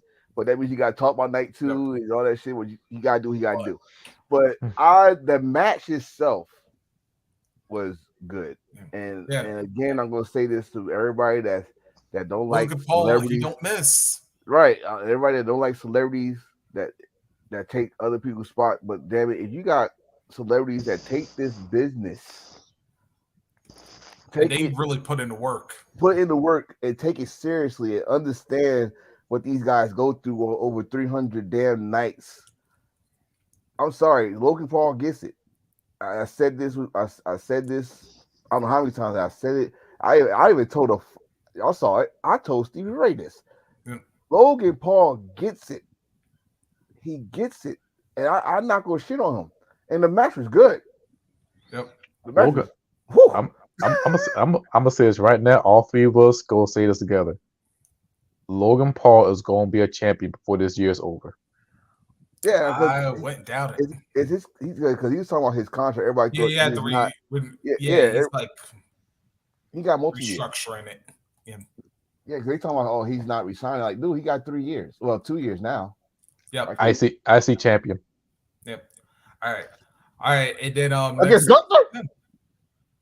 Maybe after the guy who beats Gunther. Yeah, let's say it like that, because I don't think you can do all those 50 flops and all those jumping. Don't say flippity flop. You sound like an old man right now. And of course, wait a minute. Didn't I come up with a nickname? Oh yeah, I forgot my damn nickname for Logan. Yeah, Hangman Paul. Oh God, no. Well, he did that. He did it on both. Yeah, he did that one. They ain't finishing, but yeah. I'm sorry, the Maverick. Maverick. Yeah. The which did not make the playoff. Anyway, go ahead. Sorry. Oh. That's I did not mean to laugh, but damn, Chris Paul did. No, Kyrie Irving didn't make the playoff. Oh shit. That's why I'm laughing. Oh, thanks for reminding me. Yeah. That's why I'm laughing. Yeah, go ahead. All right, next up, we had the 6-woman tag. Of course, the tag champions Lita and Becky Lynch teaming with Trish Stratus to take on all three members of Damage Control. And speaking of entrances, yeah, I was kind of feeling the Sin City with Thank you. Trish, Thank that you. one. And also shout out to Michael Cole for recognizing and that Trish's outfit was actually a little homage to the last time WrestleMania went Hollywood. Yeah. Yes, and it's carrying a whole bunch of weight. But yes, I was saying it was great. Hey, that's a good thing. Yes, and don't make that face. You America. Yes, and God bless America. You know, and Canada too. I was about to say something, but we can carry on. Yeah. the fuck we can shoot. Say what the fuck we want to say. Shit. It's America. Of course, this match. Well, now in hindsight, raises a lot of flags here because, after we saw that little tweet from Bailey. You know what? I'm not. You know, I don't even want. Yeah. The reason I don't want to talk about the situation of night 2 and the Raw after, knowing what we know, because I'm reading what Derek said. Night 1 fingerprints was Triple H, of course, and then we saw night 2. Yeah, which we only probably like 3 matches, 2-3 matches. I'll tell you that. I'm going to say this: if Bailey leaves or really asks for her request, if Asuka, because she teased it too, if Asuka leaves, I'm not gonna be mad because I know we're gonna see them somewhere else. People need to stop that because y'all like them in WWE. Well, then like them somewhere else. Don't say no bullshit. If Bailey do leave and she do go to, let's just say for shits and giggles, let's say she do go to fucking AEW. Oh, now she ain't shit. Oh, now she was never shit the whole damn time. Bullshit. Cause I will print out or screenshot like some of these snitches out here. I would screenshot the receipts of y'all kissing her ass when she was the longest reigning SmackDown Women's Champion and all that stuff. So if she do, that's her decision. She's a grown ass woman. Mm-hmm. But talking about this match though, match is good. I don't know if that's how you go end the feud, but as of right now, again, I guess the feud is ended right now. Yes, it's over. So that's all I can say about the match. The match is good. And plus, we got 2 moonsaults for the price of 1. Oh yeah. Oh God. But I do gotta say something. Lita. Dang. What happened to her eye in that match? Oh, Lita. I think that's a sign from the wrestling gods. Lita lose these belts immediately. She's like the Michael Jordan who played a Washington Wizard. Yeah. Like it's like the star power is there. Yeah. You might do a lot of hits here, but those misses go bring you back to reality. It's like what Booker T said to Royal Rumble. I'm done. I can't hang with these. I can't hang with these no more. Yeah. But he's not an old dude, but he's like had a lot of mileage on his body that showed he could hang. The newly inducted WWE Hall of Famer Rey Mysterio taking on his son Dominic, and we got to talk first of all about these entrances because oh my god, I thought I saw this one in Dominic's entrance, and I was like, wait a minute, WWE, y'all done messed up. I thought that too. Like I saw the prison, I'm like, okay, well, I got an ear feeling that look familiar from somewhere. Yeah, that off flesh. Yeah, and I was like, ooh. Because I actually recognized it at first, but I couldn't think of the name of it. But I was like, I knew it was the Nazi camp that they did, or Nazi parts or whatever. And I was like, yeah, WWE. What is up with WWE and Nazi? Like, y'all try to get Gunther name with one of those motherfuckers, and now y'all want to put the videos in. And I got to talk about who someone gonna get fired from the video production. You fucked up more than once this weekend. But back to but back to this, like, what's up with y'all session? But Dominic, brother, you are a fucking star. If no one don't tell you that, damn it, he's definitely a heel. Star. You're a goddamn star. First of all, I don't know which mask Ray told him to wear, because Ray got many purple and black masks. That one, I seen that mask somewhere. I don't know if it was WCW or early when he came to WWE. I seen that mask somewhere, and I don't know. I'm going to just talk about Dominic's entrance first. His entrance, from the robe he had on to the mask on the hood, I loved it. The handcuffs, the police coat, I loved it. I know we joke around when we say, "Oh, he ex-con," and well, he only did. If you was locked, you only was locked up for 2 days. Stop bullshit. That's only 2 minutes. 2 minutes. But the story was good. The reason why I say I wanted my wife to say something, because she was bugging out laughing, because when he took off the mask, you cannot tell me that was not 1996, like 96, 97, Eddie Guerrero. Definitely 97, because that's when he went heel. Right, and you see how the mullet, how it was wet, and so I like, if he had a bandana on, ooh, straight up Eddie Guerrero, and that's just throwing it in Ray's face some more. But you got the. But if you pay attention to his tights, he got the Eddie Guerrero and Mysterio hybrid, and that's what I pay attention to. Like, oh shit, he got the pants because on the back say "mommy," but you look at Eddie Guerrero shit say Latino. Yeah. So I'm like, oh shit, he really rocking that shit. Yeah. But two favorite part. First part where Dominic got the drink and he threw it at Leah's face, and she tried to hop on that road and she got ass. I'm like, damn, that was pretty nice. And then you leave me alone. But anyway, also Rey Mysterio pulled out the belt and started whipping on Dominic. That's the part. I actually missed that in real time, and I was like, damn, I missed it. You know what makes that spot even better? Did you see the fucking the post video when Dominic was leaving, and what's her name called him and said, Dominic, how's your hiney? I'll bug the fuck out. He started holding his butt and started leaving. I'm like, yo, that match was insane. But I'm kind of glad is that they pulled the trigger and gave Ray the win. Yep. I thought they was not gonna give him the win. I really thought that he'd go like, let's keep this heat going with Dominic, but you don't need to. But Dominic, I knew why I knew he was gonna win. Not to jump ahead, but I'm gonna get to why he won it. But first of all, can we also give Ray some love for his intro? Yes. With nothing but a G thing. Two things. With Snoop and the Lowrider. Two things about that intro. Like you just said, the G thing. I did not think WWE will play G thing. I'm glad they didn't play the rest of the verse, but they played a little bit. They played a little bit, so I give them that. But then when they played Eddie Guerrero's music, Let's not mention the lowrider said the game is not sold. He meant to be told. Yeah, so I like that. But Ray entrance. But I know one thing about that entrance. Like I said, when they did the A Guerrero, I thought they was gonna have the lowrider bounce.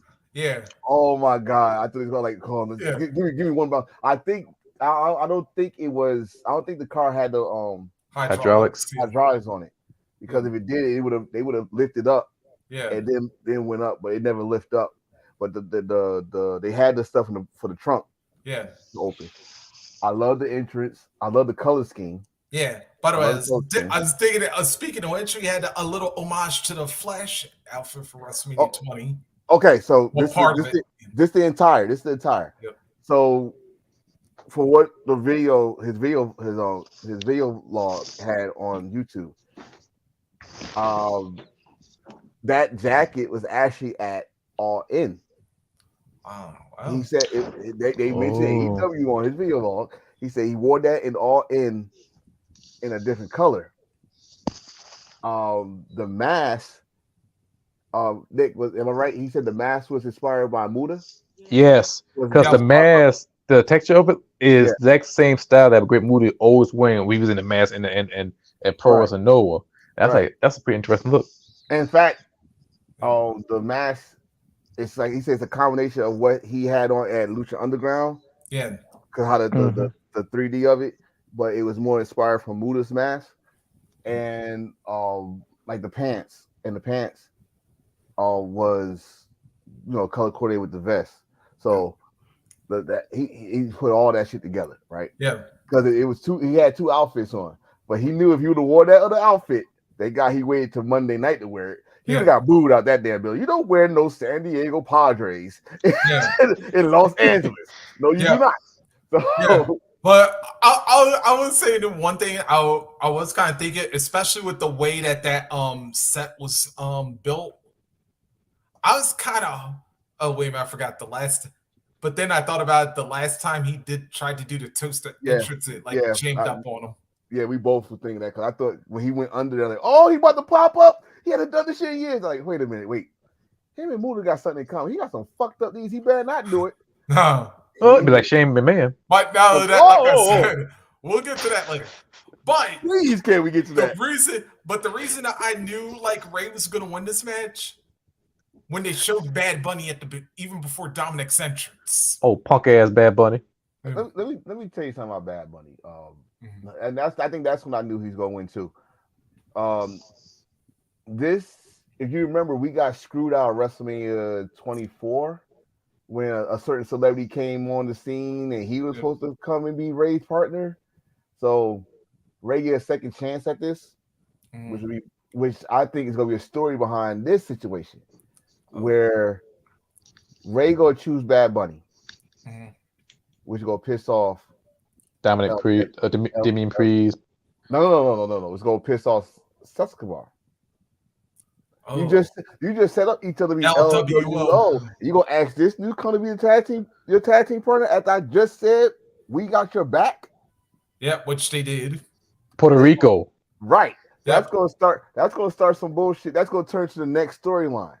Because I think Dominic gonna get his win back not really. Hold on, I take that back, because that's Puerto Rico. And those motherfuckers they ain't gonna have Bad Bunny lose. Oh God, you do not go over on our brethren. He represents us, goddammit. But this WWE, they can do what the fuck they want to do. Okay. Yeah. Okay. Most of the time they can.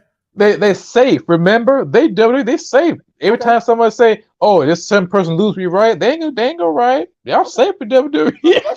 That's America. I'm sorry, Puerto Rico is America, but okay. Yeah. I was about to say here. Think about Crown Jewel. How long it took them to leave out there? That's different. That's the McMahon era. This is Triple H. This Triple H era. Remember? I'll give you one better. God damn it. Listen, you in Puerto Rico. Imagine the last time I remember when he was in Puerto Rico. Oh shit! Look what happened at Clash at the Castle. I mean, listen. No. They did nothing to Clash at the Castle. They sung along. Well, yeah. Right. Ask Ric See? Flair. I forgot about that. He was NWA champion in Puerto Rico. And they faced the number one guy there. They said, Rick, you leave here with that belt. You ain't leaving here with that belt. Like, if you leave here, the ring with that belt, you ain't leaving here, the island. Yeah. So he got to do over. It's not in the record books, but that story is well told. Yeah. So if you think about them not putting Bad Bunny over, Don't worry. WWE got the top best security in the world, so they'll be all right. Shout out to the WWE Weeboos. Don't worry, they will be all right. Weeboos, they'll be all right. It's like shaming man's knees. But anyway, next up, yeah. But then, of course, we had a match that was definitely worth talking about as the Eradicator, the Nightmare, Rhea Ripley defeated Charlotte Flair for the SmackDown Women's Championship. About damn time. It was a great storytelling, great match. Rhea Ripley, she deserved her shot. Even Charlotte, top tier match. I put it on a great match of all time in WrestleMania match history because it was storytelling, emotional vibe into that match, and it was more of a co-main event than a main event, but they earned that spot. That's the word I was. That's the word I was going to use. Like, that was not that's not just a title match. That was a double main event. And again, like I said, Charlotte, you don't need to cry on interviews. It's just go. This is WrestleMania. It don't even matter if you're the main event or not. Go out there and steal the show. And damn it, she stole the fucking show. Her and Ripley stole the show. But in this case, I'll justify her crying.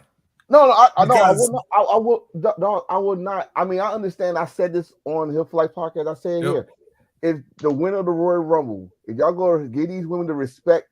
Oh no! That ain't what she was crying though. Oh no, I know. But this is what I'm saying though. That's supposed to be, but even in the men's, most of the time the winners of the Royal Rumble was never the main event, but it still stole the damn show. I name my names, but. What those ladies did, I'll be damned if I call them girls. What those ladies did that night, like Hill just said, they told a story. Rhea Ripley even said the story. She just couldn't beat Charlotte. Charlotte put her in her place. Charlotte, right there, pull out all the stops. Rhea Ripley, again, another match that started off slow. I don't know why it started off slow, but it started off slow. Picked up the speed. And remember, I just said the Fatal 5-Way match was my match of the weekend until that match. When that match came, I was like, God damn! Like they told a story. The shit was good. I think I said to y'all, that was main event quality. Yep. And that's what it was. I mean, let's keep it 100.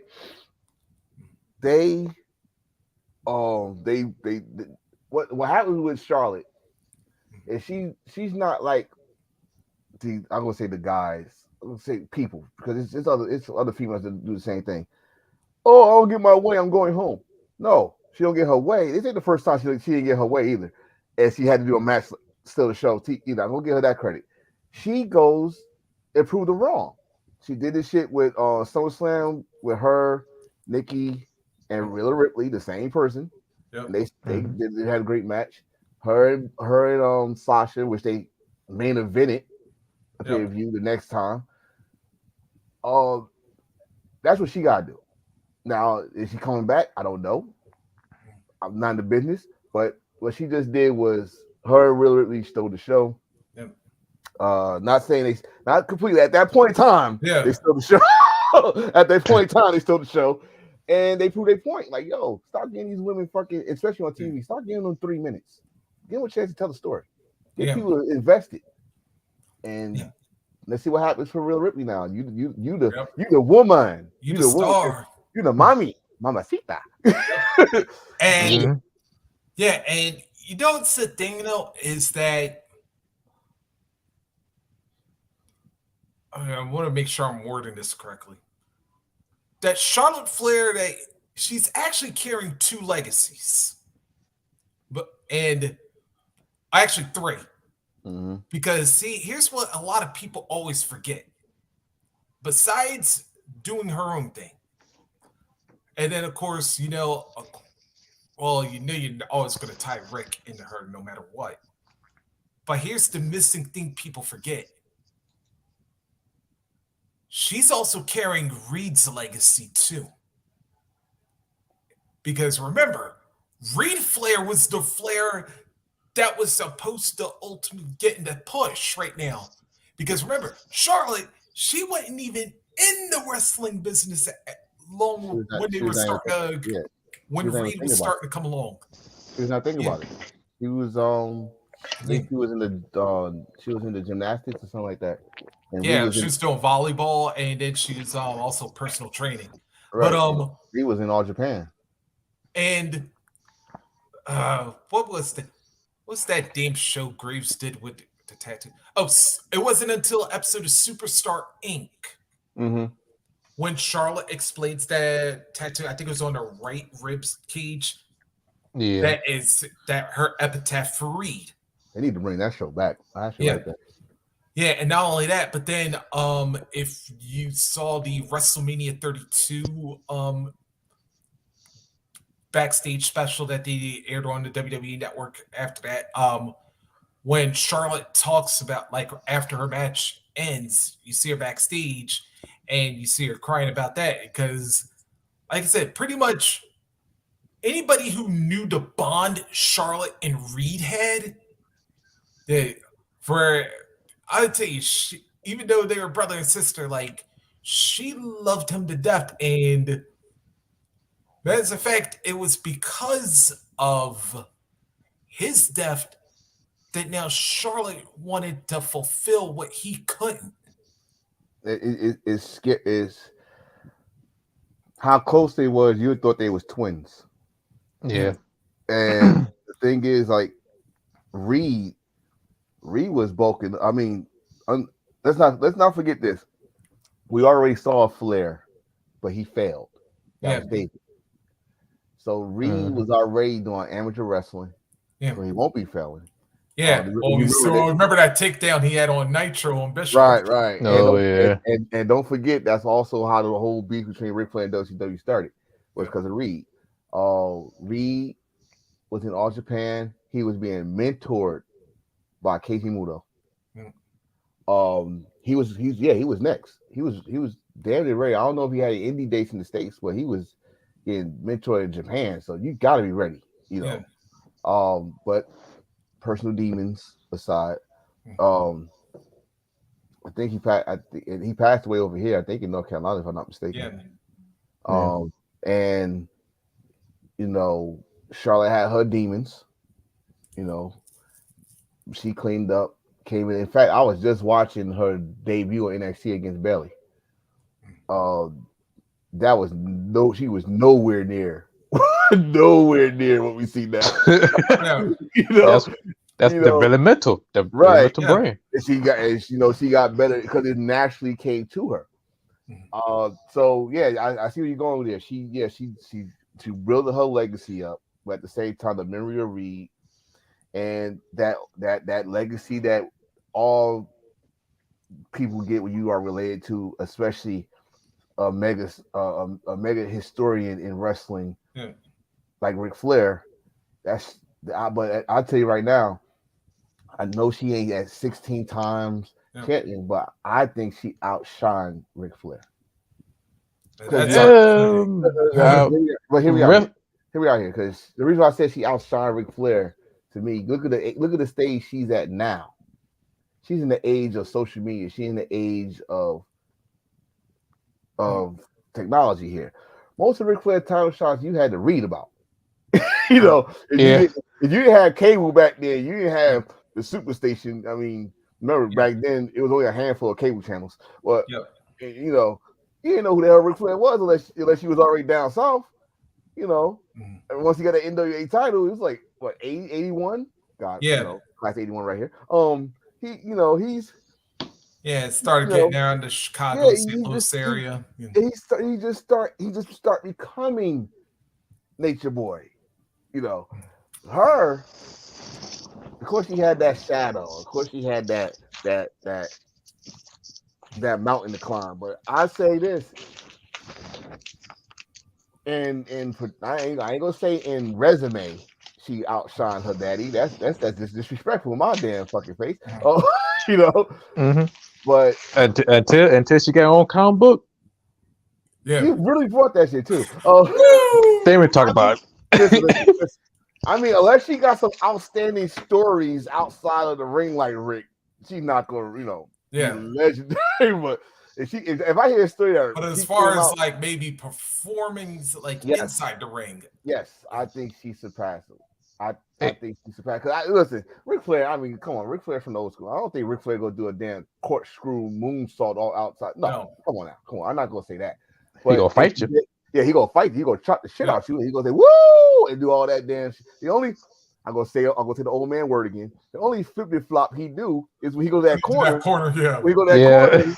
That's the only thing he gonna do. And plus, not to mention, Ric Flair did occasionally manage to do a move off the top rope without getting slammed off of it. Listen, that was part of that's Ric Flair history. He never hit that shit. If he do hit it, everybody get yes, he finally hit it. I think he got a bad percentage of he did it one time. No. He landed it. It's had a couple. He had a couple, but when he did it at one time against Carlito, that was like a damn decade old. Like how long he didn't land that shit. Yeah, and then he even got one on Shawn at WrestleMania. Oh God, that was beautiful. I think he hit Triple H with that shit too, if I'm not mistaken. It was one of the best street fights. Anyways, but back to Charlotte though. Charlotte and Rhea. Let's give them their flowers again.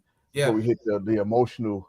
Rhea. And by the way, and like I said, Rhea, I believe now she's a 5-star champion because let's run NXT UK Women's Champ inaugural, NXT Women's Champ, Raw Women's Champ, WWE Women's Tag Team Champion, now SmackDown Women's Champion. Of course, and also she has a Women's Royal Rumble under her belt. Record, and she youngest one, right? Yeah, matter of fact, the youngest woman to achieve all of that feat. So this is the star. When this is, it's kind of fucked up is when WWE try to push them, it don't go automatically, but it take years for us fans to like we knew back then when she was in NXT, she beat Baszler, like, oh, she's ready. But then, when she got the main roster, she had to go to that same formula everybody else. Oh, here you go. You're throwing her down fucking face and all that shit. But her star is up now. It's now. Let's see what happens now. Let's see what happens next with that moment right now. And plus what she did the night after when she got in the Bianca Belair face. Oh my God. I mean, if I find anything that was good about Raw after, that's one of them. Yeah. Because remember the first time they did this was when Bianca was the main event and she won the SmackDown. Ridley won the Raw, and Rachel was the NXT, and they had a little moment in NXT and stuff. So I like what she said. She said you should consider yourself lucky because I picked Charlotte when I could have picked you. I was like, yeah, boy, which it should have been, but I just want to see what happens. Now. And then just to give a little funny moment here, we got the return of Pat McAfee, my national treasure. Even though I kind of miss him whenever Shinsuke comes out. Rocket. Oh, don't worry, Shinsuke be back next week. We might get a Pat McAfee moment. But anyway, so after Snoop Dogg for the first time in 2 weeks with Sucker Miz into a match, McAfee won. Also, we should mention with the little help from George Kittle of the 49ers, but it's good. If one thing I'm going to say about this weekend, if this weekend did not prove to you that Miz is a company man, dude, 2 nights in a row, like they could have gave this time to anybody. 2 nights Bobby, in a row. Wade. Yep. Yeah. Well, I don't know about Wade. I don't know about Wyatt, but Bobby definitely because I'm gonna definitely talk about Bobby last year. When we get to that too, but Miz is straight up company man because I would not honestly. I you know what? I'd probably take one of those nights, but I'm not gonna have both nights being embarrassed. Yeah. I don't give a damn if it's Snoop Dogg. Yeah. Then again, Snoop Dogg had to improvise. We're gonna talk about that for real. Yeah. But yes. George Kittle, Pat McAfee, which you know what I would have done? Y'all know Corey is cleared to wrestle, right? Mm-hmm. Corey Graves, yeah. Yeah, he's been cleared. Y'all could have had that moment with Corey Graves, all that talking. Y'all could have had Corey Graves got into Pat McAfee face and give you a little 5-minute tease. No, that'll probably be next year. I hope so, because they've been teasing this shit for a while. That's it. It'll be some SummerSlam. Probably. No, because it gotta be SummerSlam because he still works for ESPN. Yes. So football. College football. So it gotta be SummerSlam. But I mean, Miz, that just proves me Miz is if I was a company man, he's the poster child. Yeah. Like people forget that he's a 2-time Grand Slam champion. Dude, you was a punchline that past weekend. Yeah. You was a punchline. And even when night 2 happened, you still was the punchline because you could have just said end it. I beat him. He was so deranged. No, Snoop Dogg said, plan B. Pow! Yep. Yep. But, I don't want to talk about there we go. And then of course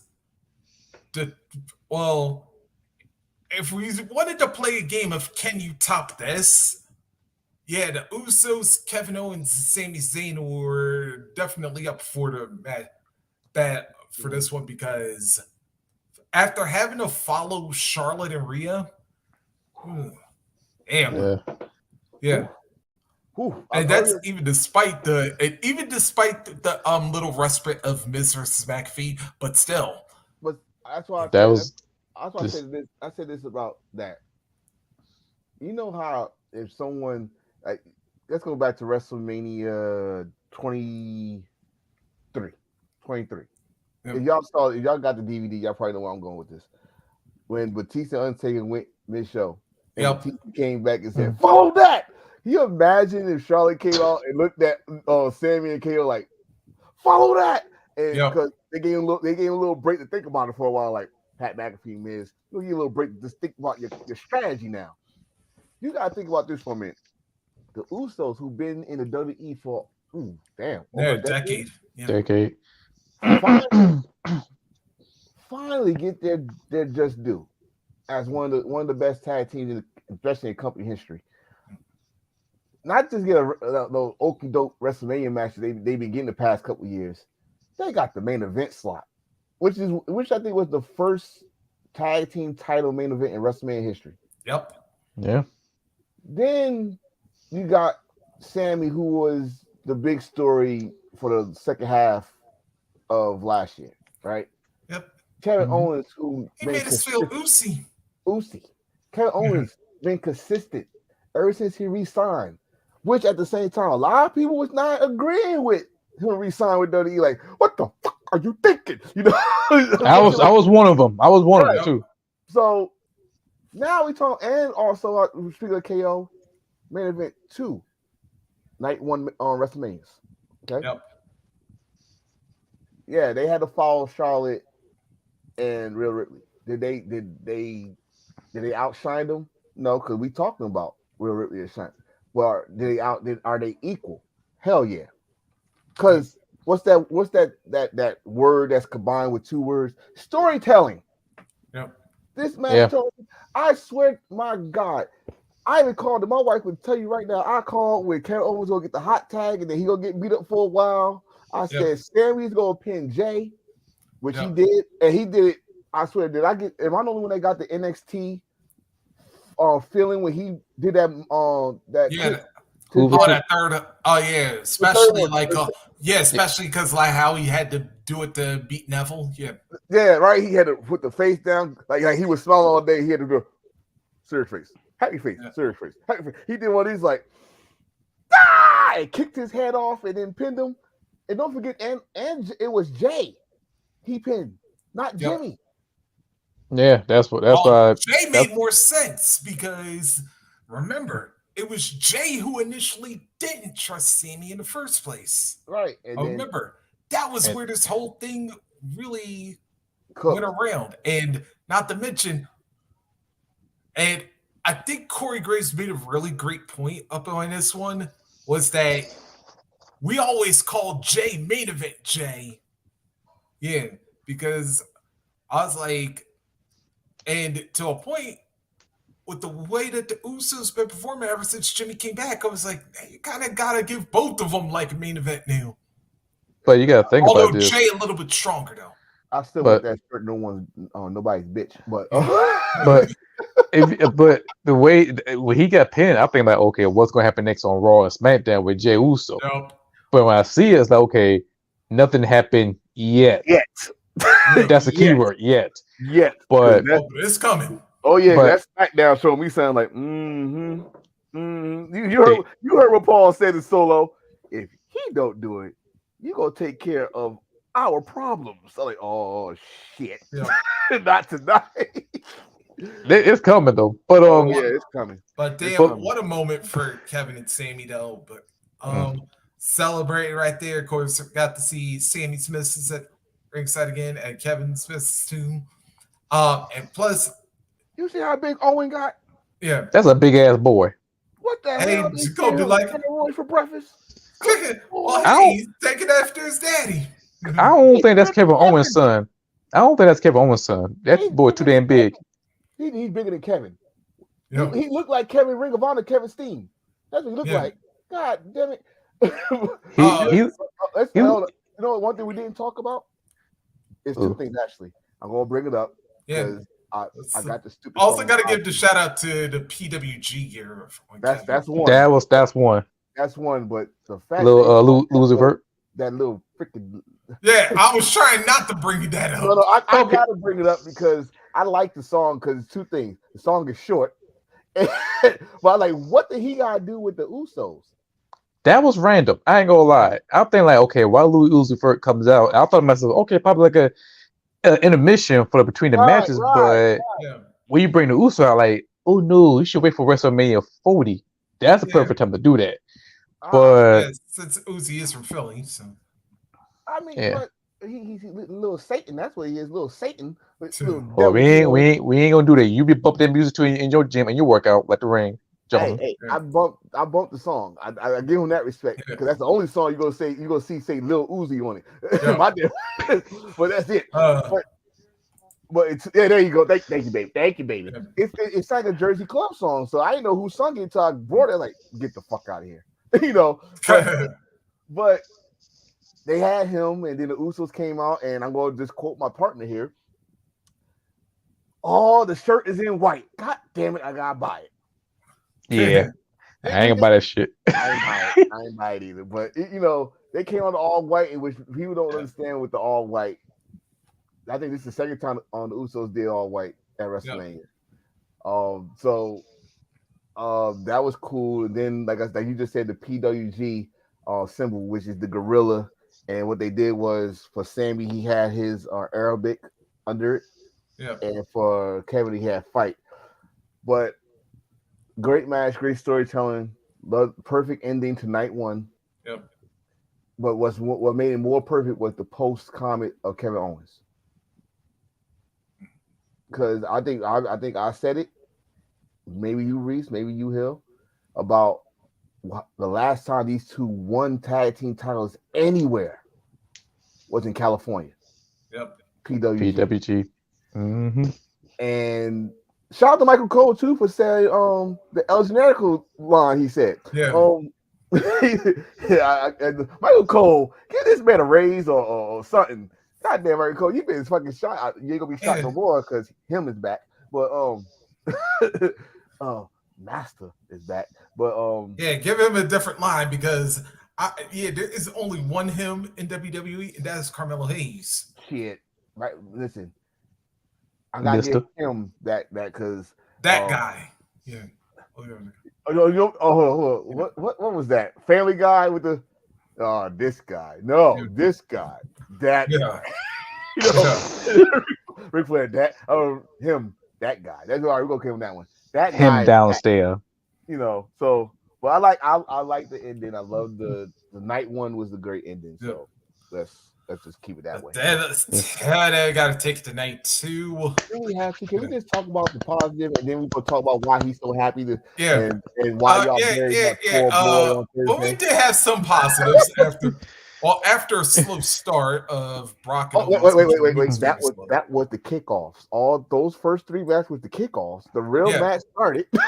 Yeah, and then of course, then Ronda and Shayna won their women's showcase. But then let's get to where the real heat.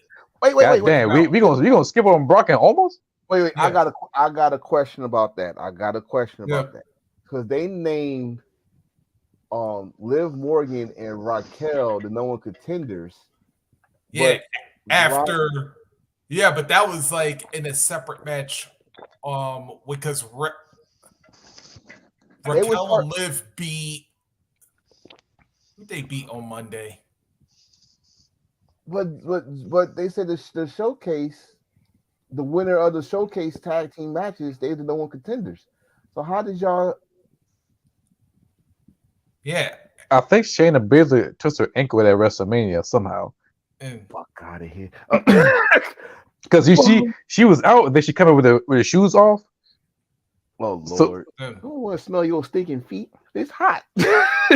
except for Tony Atlas, but she was out in a match. Because she was out of the ring. Rex Ryan, but that's not. Oh God, no! That motherfucker made the whole damn thing about. Okay, I didn't. Yeah, but she was Shayna was out because she took her shoes off. She hurt herself, but they never reported. So try to rest off a little bit. But I think they get a shot for the tag team title down the road. I mean, it'll make sense to get the them out. You know what? Yeah, and yes, we are skipping almost and I said it almost and Brock Lesnar. But you know what? I like that they try and make a story out the situation now because Brock was supposedly mad that he was the first match and all that shit. But although he ain't mind wrestling first when okay, flag on the play. Right. It's whatever, you know. I mean, come on. I just thought something. We all know who's gonna win that fucking match. I just thought something. Flag on the play. You said the Yes, that's the new catchphrase. Brock can almost not finish. Brock has faced Cody Rhodes at Backlash in Puerto Rico, most likely. Yep. Almost is gonna cost Brock Lesnar that match, and Cody gonna win. I'm gonna say right here. Anyway, move forward. I mean, that's the only way I think Cody gonna win. Yeah. I mean, dare you tell me Cody could beat? You know what? Fuck it. That's fuck. The only way I can see it is a street fight, but I don't think so. No. Almost gonna interfere. You know he what? Said it's not over. He said it. You know what? I just thought about that shit. If it is a street fight, here we go. If it is a street fight, this is another way WWE could say "fuck you" to Phil, because it wasn't a street fight that him and Brock Lesnar had SummerSlam, which was one of the awesome matches, by the way. Oh no, that was actually a street match. No, it was this. Oh no, it was a street fight. Yeah, it was. And him and Brock had one of the best matches that card, but Brock won. I mean, this is tit for tat. I'm just throwing shit out there. But yeah. We all said what the match was going to be with almost this Brock. It's going to be just another little moment we're going to see for years and years now that Brock F5, a 7 foot who's the tallest guy he F5 ever, not way because Big Show's still the heaviest, and that's it. That's all it was. Yeah, but speaking of big guys that delivered what we thought they could, triple threat Intercontinental Championship, and Gunther now is at 300 plus days after defeating Drew McIntyre and Sheamus. What's the record again for the Intercontinental title? Is it over 400 days? Yeah. So he got an opportunity to finally bury this bullshit. If he can make it to September, he will officially pass Honky Tonk Man. Hell no. September? We don't have no patience. I'm sorry. I ain't got no patience. Gunther, we love you, but it's time to drop that title, nigga. It's time to get that title to somebody else, either Matt Riddle, Chad Gable, or Sheamus. You just called Gunther, nigga? Yes, I did. Here's the reason. Here's the reason why I say that. I feel sorry for you, Justin. Hey! I'm from the Soda City. We ain't afraid of Pope.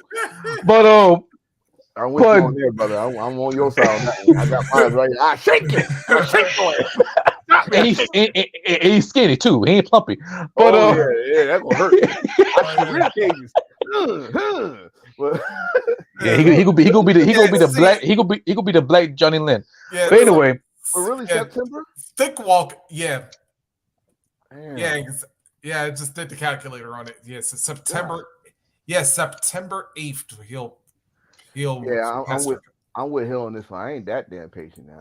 I would say. Damn man, I'm sick and tired of the honky talk. Man, talking about I'm the greatest Intercontinental champ of all time. I mean, I am too, but at the same time, though, God, you shit. No, like I said, you consider honky talk. Yeah, had that for like a year and a half. So it's like, yeah. But this is what I always say about honky talk. Look at the people he had around that time. You really thought that Brutus the Bar and BK was an Intercontinental champion? No, I ain't see that. Jake the Snake. Yeah. Oh, Jake, you could. Yeah, Jake could have. Well, after that, they didn't want to get back to Macho because Macho was getting ready for the WWE title or WWF title. Steamboat went to NWA. Yep. So, they had to build up the Warrior like damn near the next year. So it is what it is. But technically, I could have seen Brutus holding it, even though it would have been a short change. Because, like I said, the barber was over at that point in time. So. He was wearing no clothes. That boy had he had shredded pants on. Wait a minute, what's the what's that Gorilla Monsan used to say? Yeah, it looked like a hand grenade went off in his pocket. Right. The boy looked like a Rockwaller all the Rockwallers grabbed him while he trying to run. But anyway. But that match, and Reese, you already know what that match meant to me. Yep. Oh, Intercontinental title match that stole the show at WrestleMania. Yep. Where have we heard this? And a triple threat match. The last time Macho Man. Yeah. The last time it was a triple threat match was Seth, Finn, and Miz. Yep. And that was a good match for the Intercontinental title. But this one right here, it was if y'all want to do the phrase, the Big E's phrase, big meaty men slapping meat. Good Lord, they was loud. I had a nerve to have my sound bar on, and good Lord. I told you. The real winners of that match, the doctors in Los Angeles, because like I said, yes. Because like I said, you knew there was going to be some bruises and stuff coming up in that one. There was probably some skin probably peeling off too. Yeah. I was like, the doctors in LA. Whoever treating Sheamus and Drew and Gunther after that match, y'all got paid. Bloody hand, bloody chest everywhere. What I want to say about that match is, if you notice, there was no Brawling Brutes. There was no Imperium. There was 3 dudes from different UK spots. Yep. Going at the that is kind of. Ooh, that's actually a history making thing in its own. Exactly, because William Regal put it out there. That was a true Intercontinental match. And boy, and when I say they went ham, Drew McIntyre, if this was Drew McIntyre's final match, you went out with the blaze of glory. Likely, right? You went out with a blaze of glory. And the reason why we say that, because we all know the rumor, and if he do go to that place, the perfect time for him to come there would be all in London. But that match, you know how I feel about Intercontinental period. It showcased the Intercontinental Championship again, the working man's belt. I wouldn't call it a working man belt. Or back, you know what? Back then it was the title of our title, and then it was the working man belt. Then later on it was a stepping stone. For this Intercontinental Championship, that is the same tier as the Intercontinental Championship in New Japan, because right there they bring the prestige back, in which Walter did bring back prestige, in which I give him all the credit in the world. Yeah, and it bring the Intercontinental Championship back to the same level as the Universal title. even back to the U.S. title, the title when it was meant something during the Ruthless Aggression era. So with that one, I say it was an awesome, phenomenal match. I put it at top rank of the best match of the year and best triple threat match. But since WrestleMania 20. Well, if we say match of the year, like top, it's a long list. It's a long list. But if I say top 10, it's up there. It's up there for right now. As we're just in April. We're not talking we ain't talking about the indies and then we just go talk about the major promotions: New Japan, All Japan, Noah, WWE, AEW, DDT, Impact, DDT, not the indie companies. I don't know if they do. Do we still consider Ring of Honor indie company? Or hell no. If you wrestle in a damn arena, you a mainstream. Ain't no damn indies. Yeah. Okay. So Ring of Honor. So right now, top 10 in the top 10 title matches. Best I would say period. No. I got. But see, this is the thing. You gotta categorize. Yeah. You got to because it's so many bangers this year so far. Yeah.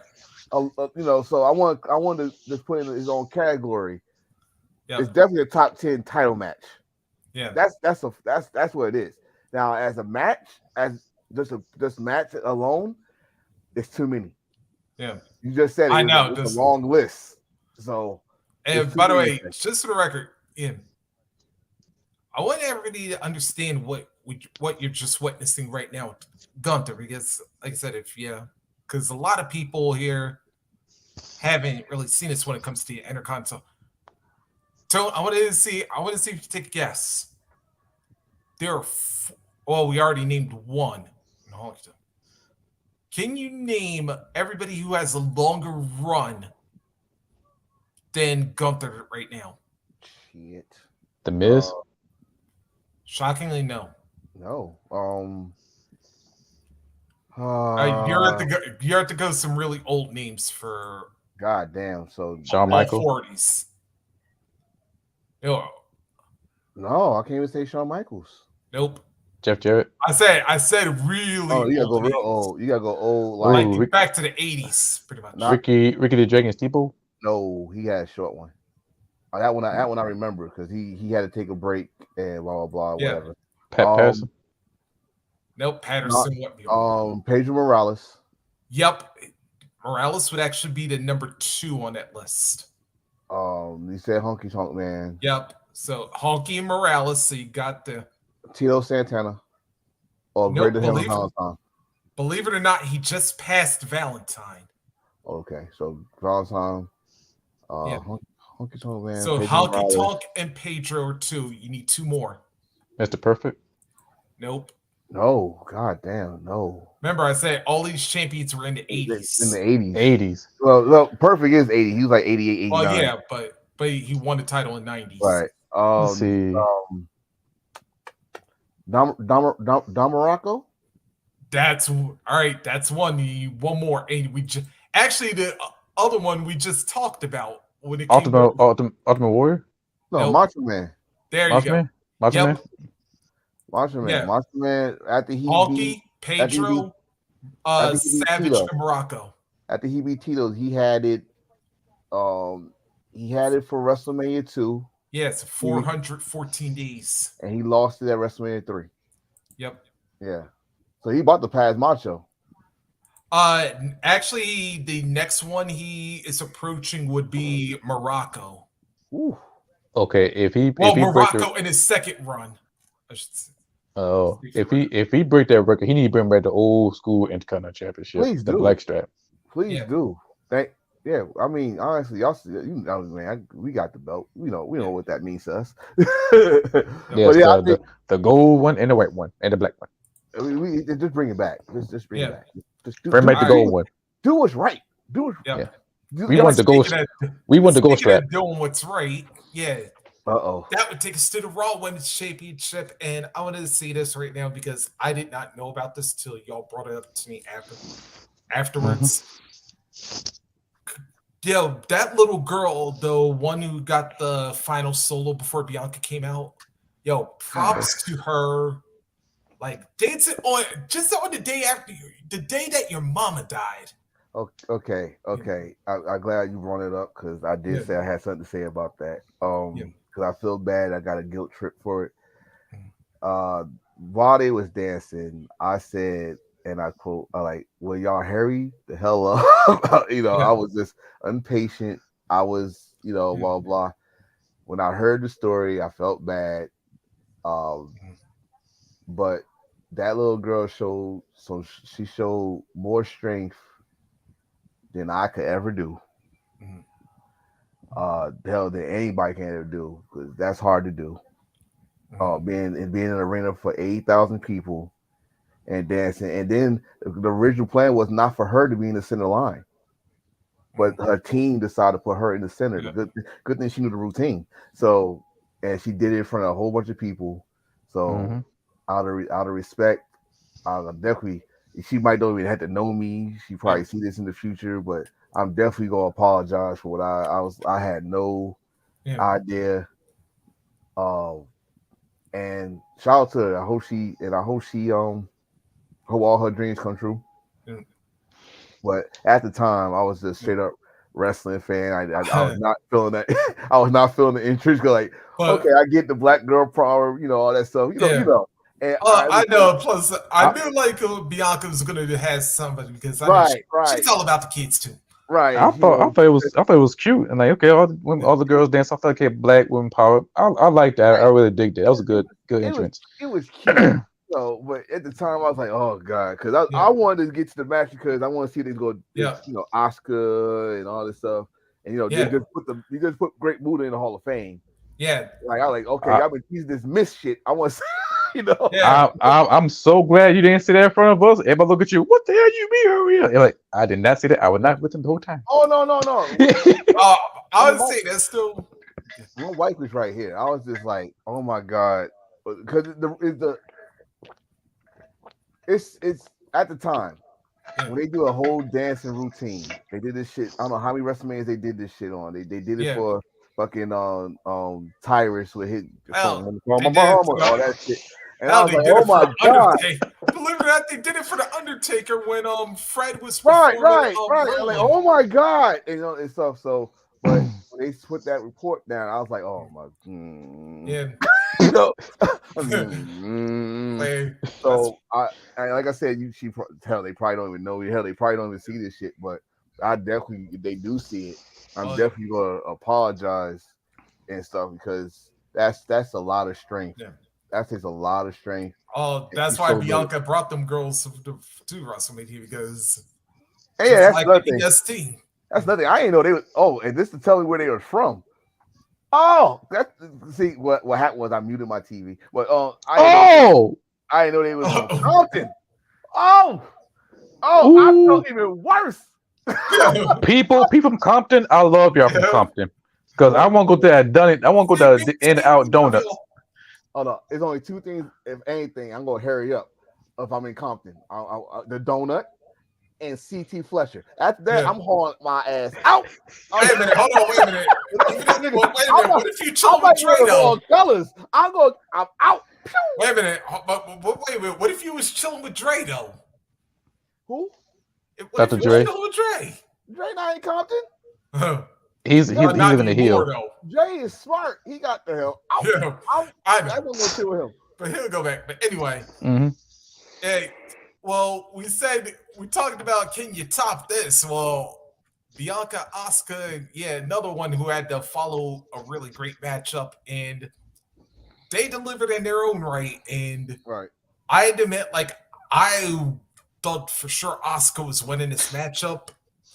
And I gotta say this. I wasn't mad that Bianca won it because getting a full year as champion, I was like, hey, I'm about to say, you know what, WWE? Next year, y'all, that better be y'all first thing y'all do for Black History Month. I'm just saying right now. I'm gonna have to say I was mad. Yeah. I mean, I get she's the longest reigning champion, black female or male. Lord knows we ain't going to see it ever again. Not like this. That's why the only reason I'm not mad about it. But in a way, I was disappointed that Asuka lost too, because. But my thing is, you tease this shit the whole story. I guess you can call that story, but the whole story, you tease this shit that miss is gonna be the reason why she's gonna lose. Like she kept on teasing it, and she about to spit it, and then she attacked Bianca with the go home show, and stuff. So like, okay, we're gonna get a new champion. I mean, this is I don't know. I could say a redemption for Asuka, because Asuka was not a bust. Asuka is a former champion on both brands. You know, but she was not the dominant champion she was in NXT, but she was a champion on both brands. Oh, so, I can actually tell you why this would be a redemption story. Because where did her streak end at? WrestleMania. But if you're gonna do that, her redemption should be against Charlotte. That's true. Her redemption story, just like Rhea Ripley, Asuka got a situation with Charlotte too, because she hasn't beaten Charlotte, not 1-on-1. Yeah. And Charlotte has defended the title against Asuka and took the title against Asuka. I'm not gonna forgive that damn SmackDown. They just took the belt off of Asuka out of nowhere and shit. So, I mean, it is what it is. The match was good, but there's another thing I'm gonna ask y'all. How y'all feel that some people is trying to compare the two women matches? And it's a whole different story. It's like, I won't even say one is better than the other, but it's a whole different. I would say that both. The only thing I would say when it comes to both women's matches, damn it, all four ladies involved deserve their flowers, because they showed out, in different ways, of course, but you put on two great matches, on both nights. So Charlotte, Rhea, Asuka, Bianca, congratulations all the way around. It's a level to the shit, because Rhea, her stories of redemption, Asuka's stories of redemption. Rhea story finished. Asuka's story is to be continued, because we don't know she's gonna stay in WWE or she will keep on going. But I will say this though, all of them did performance, all of them did a wonderful job. Bianca Belair, one of the best women champions, right up there with the greats. Will we see this again? We already seen it in Impact. We already seen it anywhere else. So WWE is just a little bit tougher, because we don't see the many of great black women champions. But you look at Impact or any other indies, obviously whole sea full of black women champions. So that's why you see it's a lot more easy to see black women champions make more records than the indies than we see in the mainstream, because in the mainstream, it's about selling, make marketable. Bianca Belair, she made it. She probably the same level as Charlotte Flair as of right now. But that might be the next match, because she got a body count she got to continue. Yep. She got to beat Charlotte. She got to beat Charlotte. But my thing is this: maybe now I don't want to put no negative on her title reign, but maybe this is a petty thing. Because look at the other company. We got a hot black female champion too, 55-0, and she about to have a big match against Tara Valkyrie, which is her highest profile match she's gonna have, with experience wise anyway. So as long as she's champion, we're gonna keep you as champion, because blah blah. I'm not, like I said, I'm not trying to shit on her, because Bianca is a badass. Like we watched, and my wife can tell you right now, it was that match she had with Baszler in NXT TakeOver. I was like, she was not ready, but then she came back to Brooklyn and she did her thing. She redeemed herself, and then she got better and got better and got better. Then through the pandemic, she got better and better and better, to the point that this girl is untouchable now. So I was a fan of her when in NXT. She was undefeated. Yeah, I mean, she was good. She was good with the mic, but she had her moments like that match. She was not ready for that spotlight yet. No. And I remember Sam Roberts got blasted when he said that. He got blasted, but I like when he said it, I agree with him because I was like, how? I was like, yo, she's not ready. And then he said, I was like, okay, there's somebody that feels the same way. That's in the business. They feel the same way. You be fucked up like Mel Gibson in Braveheart back in them days. No, hell. Nope. She's not ready. Oh, she isn't ready. Yeah, like Kevin. But I was like, but when the match happened, I was like, I told you, she was not ready. She was missing spots. She was doing that stuff. And Baszler was not even helping her, if you think about it, at that time. But when they went to Brooklyn, and you had Kairi Singh and Io Shirai, that shit was good. And she, I'm like, okay, all right, now she's getting it. And then she got better. Look at her now. Multi-time champion, got the longest reign. It is what it is. Yep. And look, she's 3-0 at WrestleMania. Let's not start talking Undertaker streak, but she's 3-0 at WrestleMania. So let's get well, But then, then we go from good to not so good because, there goes the money. Oh, there goes If y'all would hear, if you would hear our shit on a damn group chat, I said no, but he do this. When he did that, I was like, and then he ran down the ramp. That poor man was out of breath, and he was like, "You don't know how good that feels." Like, no, I don't, because you all breathe on hard. What up, LA? I'm about to say Shane. Yeah, Shane definitely. You can tell is definitely in his 50s right now.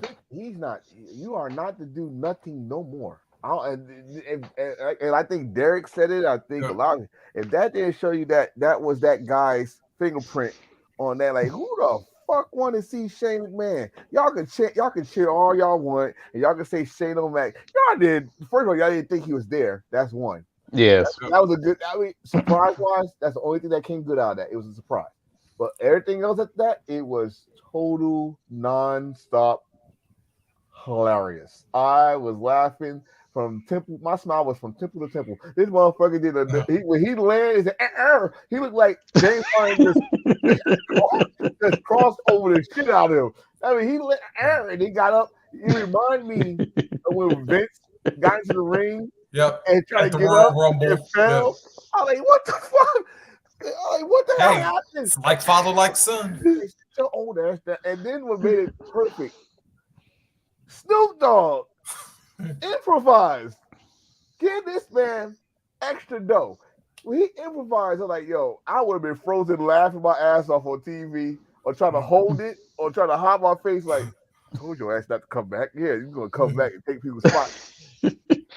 When Snoop Dogg improvised, pow, right in the mouth. What's his name? Didn't get up because that tells me I think Shane was supposed to lose to give Miz his win back from the Mania they had a couple years ago. So he can say, and that was supposed to happen. Like, Shane was supposed to lose. Snoop Dogg was to get the win, blah blah, but it came so early. The punch, that punch was like even Miz is not ready for. Like, he's like, what you did to my dog? Pow! And Miz is like, oh shit, that shit looks so stiff. I don't know, but it was so funny. I think that's like 2 nights in a row I fell off my couch laughing my ass off. He Leave it to Snoop. And now that he got that golden championship belt. Yeah. Wait a minute. I gotta admit, I was a little mad about that. Because I thought that was going to be just because I was looking at the side plates and whatnot. Yeah. Okay, so our partner here, that's the belt collector. Said, I can't buy it. I'm gonna make it. I looked at that shit. It's like, Hill, you straight edge. You better take that side plate. Bad news. Bad news. He couldn't. He couldn't change it. No. But I like fuck it. It's all right. I got a storyline anyway. My shit. He couldn't make the belt, or he just couldn't change the side plate. Oh, he could take the corner off. So I said he can't. I said, okay, cool, it's no problem. But my shit would look much better. Yeah, he can. He could just because all you gotta do is paint some white, and then you erased it. There you go, you're good. Yeah, you can put your logo on it or something like that, or a cross or something. But I was like, I saw that shit like, wait a minute, Hill, you straight edge. You got something on there. You're straight. I know that. And no, Antonio, you can't come get my belt too. I'm okay. I'm fine. But you know, I gotta say, Snoop also had the funniest lines of the night because, hey man, that's your business. See, I rap, you wrestle, so right. Like Snoop, it seemed like Snoop didn't want to talk, but then he did talk. You know, the Miz is overacting as usual. Mm-hmm. But that was the good, the bad, the ugly segment of WrestleMania Night 2 in one segment. Yeah. Yes. Oh, wait a minute. I could give you something uglier. Hell in a Cell, because now Reese, me and you was at the Wolfpack podcast, and I defend for that Hell in a Cell. The only reason why I that match was safe because of the storyline, but it did slow down when the referee had to stop because Finn Balor did suffer an injury. Yeah, because he got his head busted. But that was where I was going with the ugly part of that one, because if you saw that damn game, and like I said, if everybody wants to see where the actual blood was at, it's like right here, around here. Well, not only that, but I know because Balor's makeup kind of made it hard to see. But if y'all watch the tail end of like right after Edge hits him in the ladder, you'll actually see it on that little video montage right at the end of the show. Yeah, right. You'll actually see the blood right there. The cameraman was actually the second cameraman was actually in the perfect spot when the ladder hit him. That shit gushed out before the ladder even touched the fucking floor. Yeah, and this, but see, I told somebody like this, like that was just a redemption from NXT Dallas when fucking Samoa Joe got busted over by Finn Balor and they stopped the match. and Joe was pissed off. Yeah. But thing is, that shit was so open, you could see the inside of Finn's head. Like, you know, so he had to. I understand that, and the fans didn't like it. Finn didn't like it, but this is what happens with today's wrestling. You sensitive ass fucking people out there, you little cancel culture pussies. That all, that's too much blood. What about this? Will someone think of the children? No, we're not gonna think of it. It's called Hell in a Cell. Yeah, someone's gonna bleed. You know. And so I think you know what else? And not only that, but then it's also what was I trying to think of? Yeah, all the concussion protocol stuff, especially when you start bleeding from the head and all that shit too. So my thing is, if he got concussion, he would not have worked Monday. If he had concussion, we would not see him to probably this week. Yeah, but that's here and there, right? And I think the match got cut short because I think there was supposed to be more stuff. But at the same time, I'm glad it got cut short because this is Edge we're talking about. Edge got a history of having too long of matches since he come back at WrestleMania. So I mean, I like the Hell in a Cell first of all because it's back to its original color. Yeah, yes, silver. 2, I did like some of the spots in the match, like when Finn got on the little plant they put on the Hell in a Cell, he jumped from the side to the hit. No, he didn't hit. I don't think he hit. No, he didn't hit. No, he missed. Oh, he missed it. But that was a good spot though, still, right? Yeah. And then you know, I'm just mad at 2 things, man. I think a lot of people said that shit that they saw Gangrel there and all the Brew's gonna be there. And I joked around. I really got to like the Brood is there. Look at Edge's jacket. You know, I had everybody got kind of mad at me when I said that, but shit, I was right inside. The Brood was there in spirit. But I love the entrance because he had a little digital thing. I thought it had like kind of like the mass Triple H war when he did the Terminator entrance, but right. But the thing is, this is why I said whoever was in charge of the video package, you're fired. That damn the exorcism commercials and shit, and then you go put the commercial during the like, oh, someone's getting fired. So like, God, you fucked this shit up. Yeah, you fucked this shit up badly. Like I said, because I was about to say when you did the whole thing with Russell Crowe, when you did the little thing with Russell Crowe,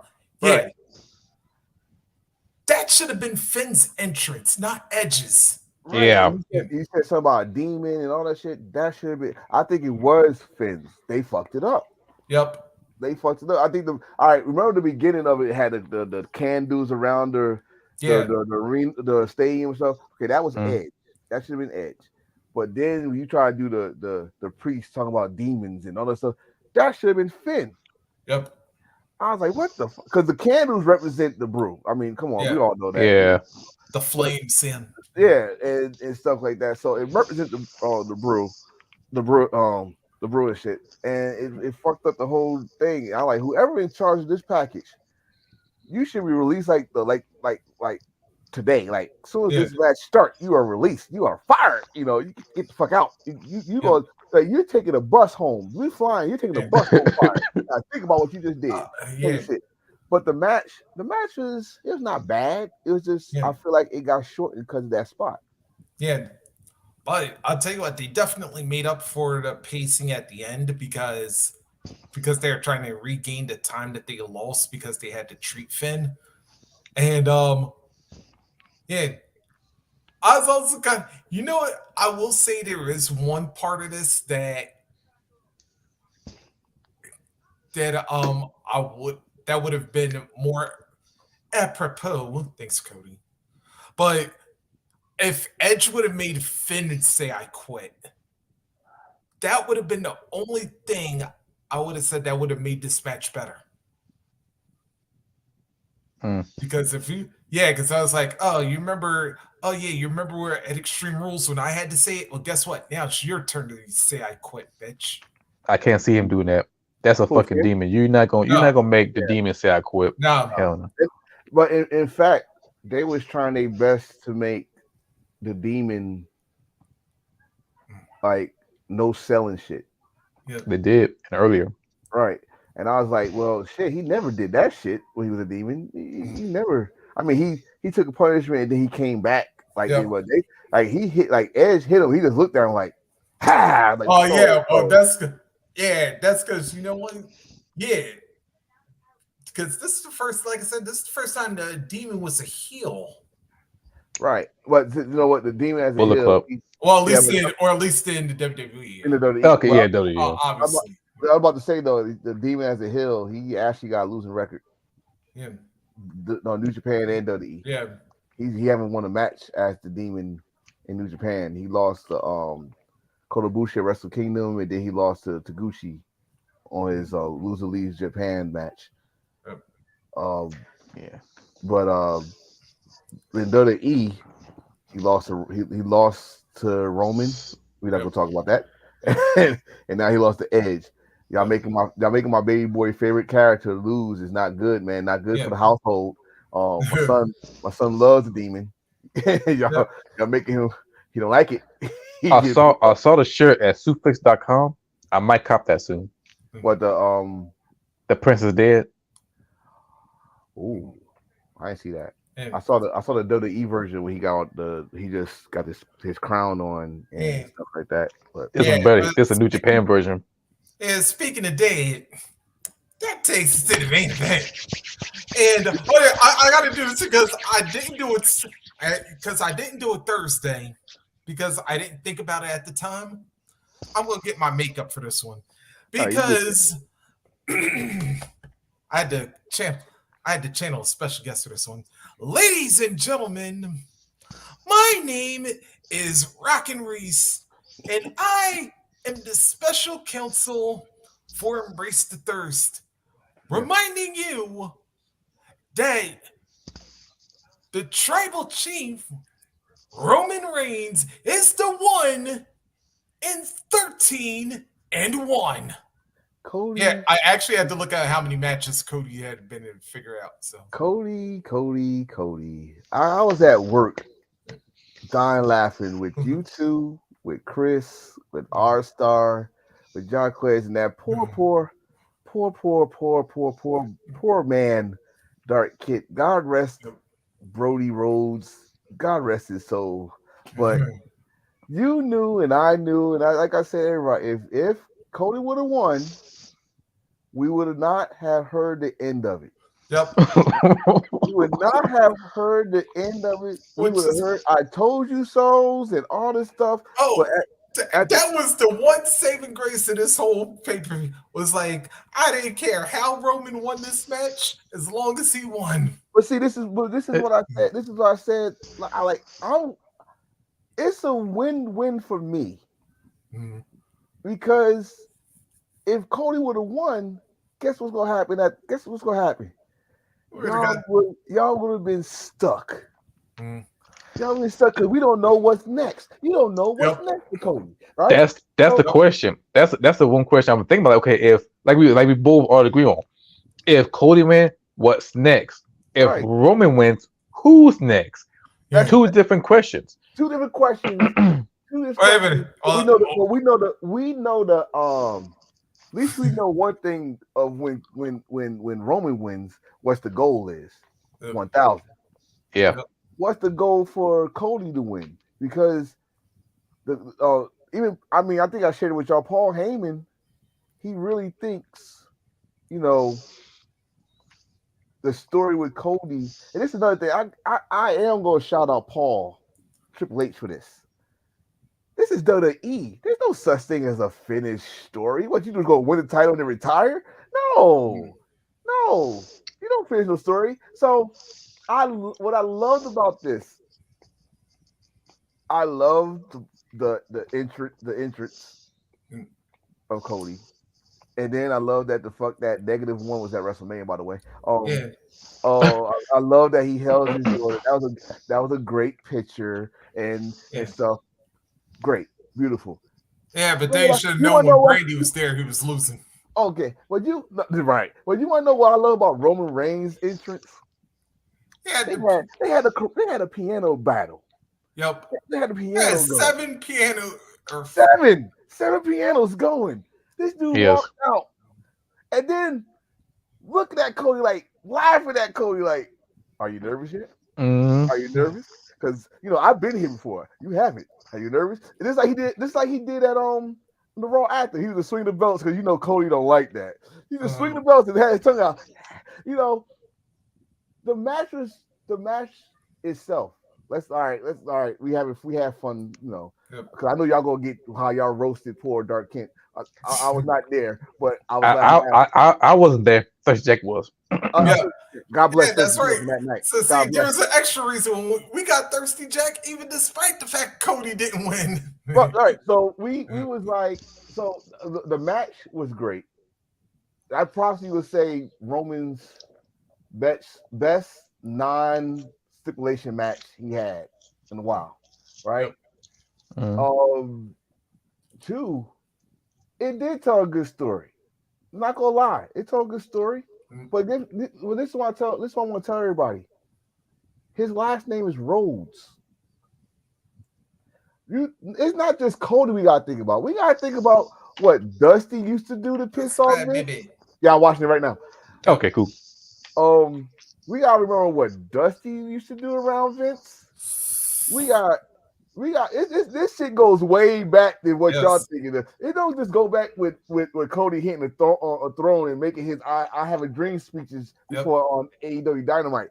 This goes back when Dusty was trying to make everything bigger than WWE with the Fall Brawls and the Starcades and Great American Bash, all that stuff.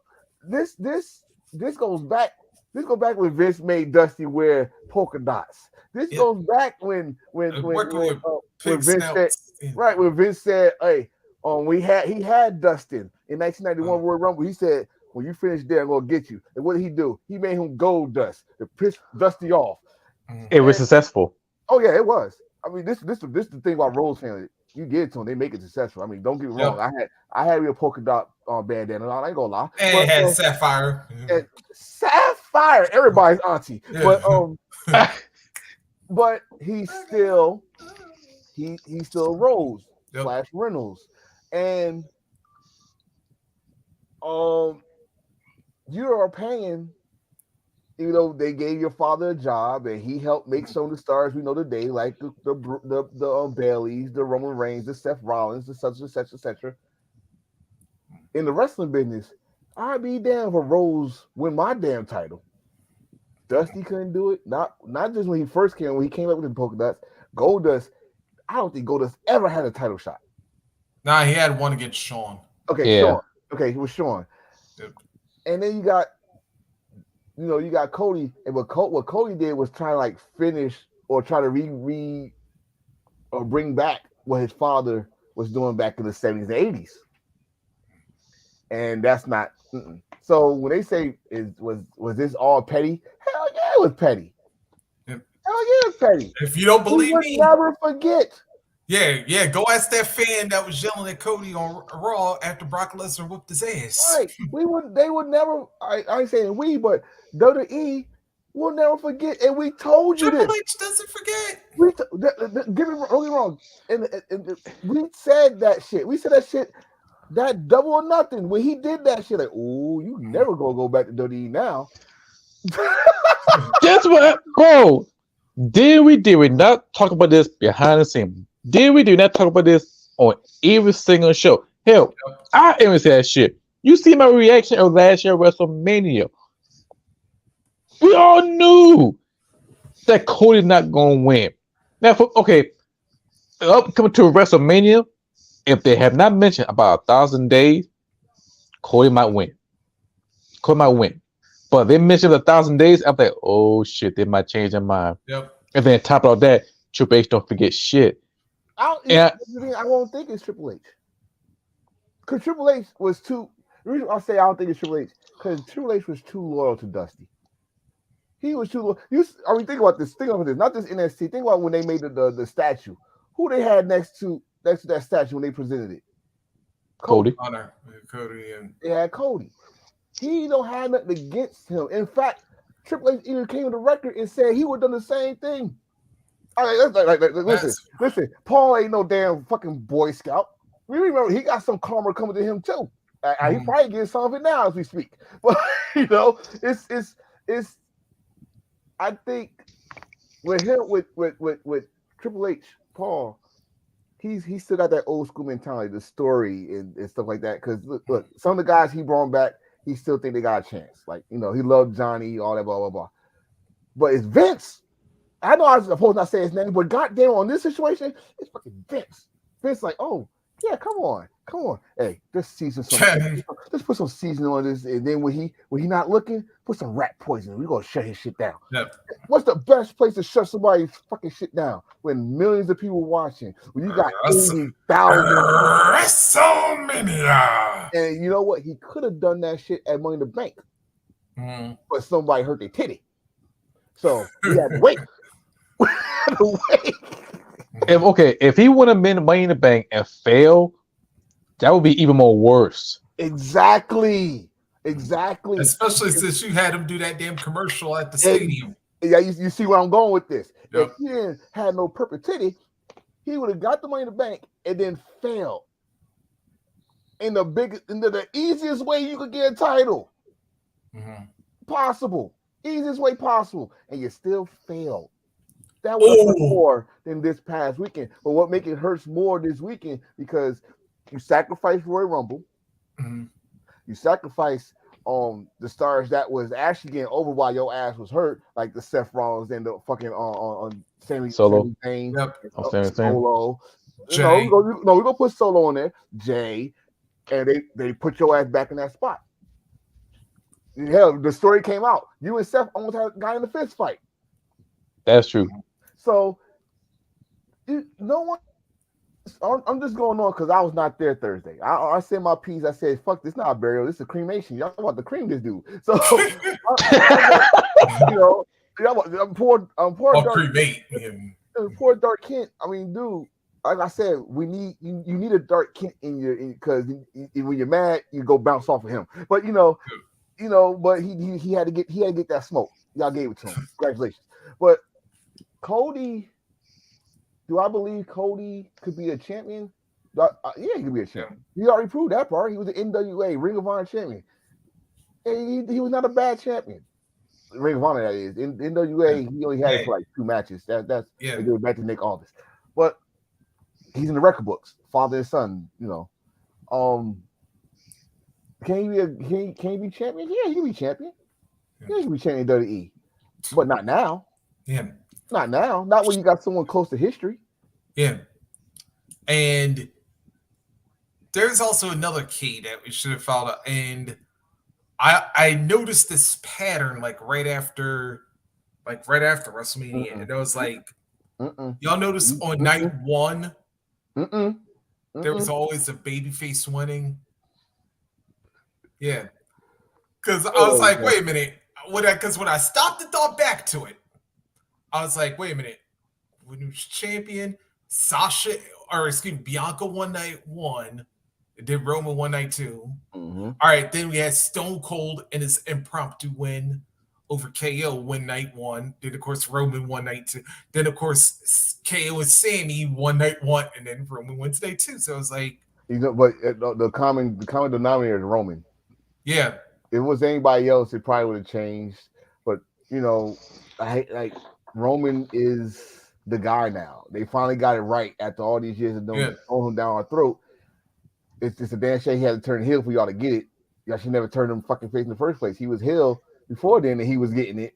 He was getting the cheers. And come on, everybody remember that Royal Rumble when Batista won the Royal Rumble? Yep. They were cheering Roman ass hard. Like, yo, he just threw out 12 people and all this stuff. Yeah, but mostly because Batista Brian wasn't in it. We embrace him, Roman Reigns, when he was a face, but we embrace him like we embrace Batista. But the biggest mistake, they forcing us. Mm-hmm. We don't like to be forced. Let us like him naturally. But it took good naturally, organic. Yeah. But what made him save Roman Reigns' character? Pandemic, because you felt so comfortable with no fans around. You could pitch in the audio. That's what made, I hate to say this, during a pandemic, it's one of the best things ever happened to wrestling. Think about this, wait. I know. I know it's fucked up. I'm actually agreeing with you.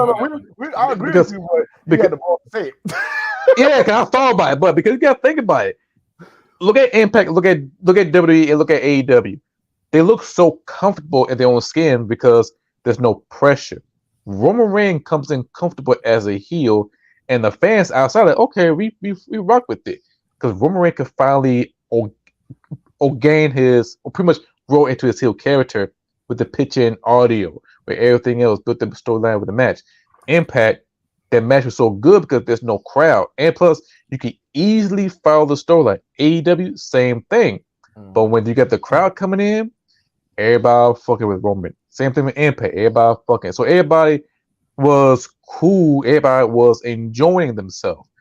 Now, if Roman went to that shit where the crowd was there, it will fall flat. Yeah, you know what, Hill, to go to your point, that I think one of the best things about the pandemic was that you didn't have the crowds hijacking the damn promo, because especially with them damn what chants, like every time the heels are trying to say something, is that now I looked at the pandemic for one good thing, and I know I said this to you privately, that this was your real proof point, because if you can't deliver a promo when there's no fans, then guess what? You're pretty much showing that all you're going to be is a mechanic. It's like now, and I even said this when it came to not only Roman, you mentioned it earlier with Bailey. Like, she was shining on the mic. Ding dong. Yeah. Hello. Yeah. You know, shining on the mic there. And then Seth, like, hell, you want to talk about somebody who hit a home run during a pandemic. What's scary about Seth, I know I don't want to change off with Cody Rhodes, but the crazy thing about Seth was, remember what was in the pandemic. In the pandemic, he was the Messiah. Yeah. Mm-hmm. He left because, Bailey had the baby, and he had when he Becky. Becky. Becky. Oh God, never mind. Yeah, even though if he hitting, hey, let's not start Edge part two. But if he he comes back and he knows that's not working. And remember, that was getting a lot of heat too. That Messiah storyline was getting a lot of heat. He came back and said, you know what, Johnny Nitro, Johnny, where the fuck he was in the Mondo Morrison. Morrison. When he's talking about drip, watch how I drip. Came out dripping, wearing outlandish stuff, doing that damn laugh. He watched Dark Knight and said, you know what? Drip with this kind of character might work. They put it together. Dude was by the time they had fans there, all his music was already there. Mm-hmm. That's all he did with the fans. The fans made it because remember that's not part of the song. Yeah. That's not part of the song. So that helped him out. Like you said, during the pandemic, people got comfortable to make their character grow. They had a chance because think about it, we was not when you saw Roman come back and he said, wreck everyone, leave, all that stuff. We was like, okay, they're like the same shtick. He still had the symbol of him doing the Superman punch on the shirt and all that stuff. I'm like, okay, same shtick. He got brighter teeth now, and okay, all right, Then we're still on the quest. Like, he got our attitude. Like, you want to be nothing without me. Without the crowd, we actually hear him saying, "You ain't no giant without me. I made you." I'm like, okay, wait, is this a heel turn? We're not sure yet. Him and Jay caught up with each other because Jay was hurt. We're not sure yet. Till that camera said, and you see Paul Heyman next to him. Holy shit. Next week, he gets the belt. We ain't hear nothing about acknowledging shit yet. None of that. Until he fought Jay, and now he's coming, I gotta feed my family. I'm doing this. I'm the chief. Because I remember the tweet where he said, I'm the tribal chief. And my boy Tom was like, Island, chief of what? Is then it start rotating. And the acknowledge me with again, not in the promo, it happened in the match. Head of the table. Yeah, head of the table. All happened in the match. It didn't happen in the promo. It happened in the match. And we just because the way he was going with at the start was he like talked to himself, going crazy, getting big headed. So when the audience finally got there, you got the people like you think about it, it was working with Twitter.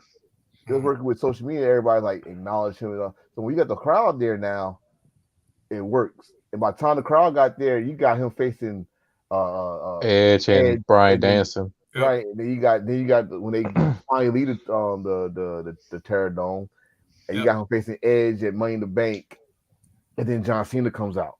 Yep. Now everybody want to cheer John Cena because Roman's the top heel. Roman's the top guy. Blah blah. And again, when someone's gone for a long time, this is why I don't get mad about when a active champion is part-time. Unlike not part-time, but you don't get to see them every time. Unlike when Brock Lesnar was part-time and he just come when he want to feel like it. I am a little bit upset about what I heard about Roman Reigns not being in Puerto Rico, but that's a whole different story. Back in the day, you didn't see the champions all the time. Nope. Especially Hogan. Yeah, right. You didn't see Hogan on every Superstars and Wrestle Challenge. You just see the superstar beat up this bum for the week.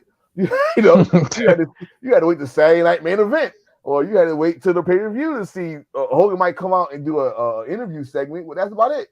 Yeah, just like Ric Flair. Ric Flair didn't wrestle all on every World Championship wrestle on Saturday night. Yeah, but then again, that's just showing my age.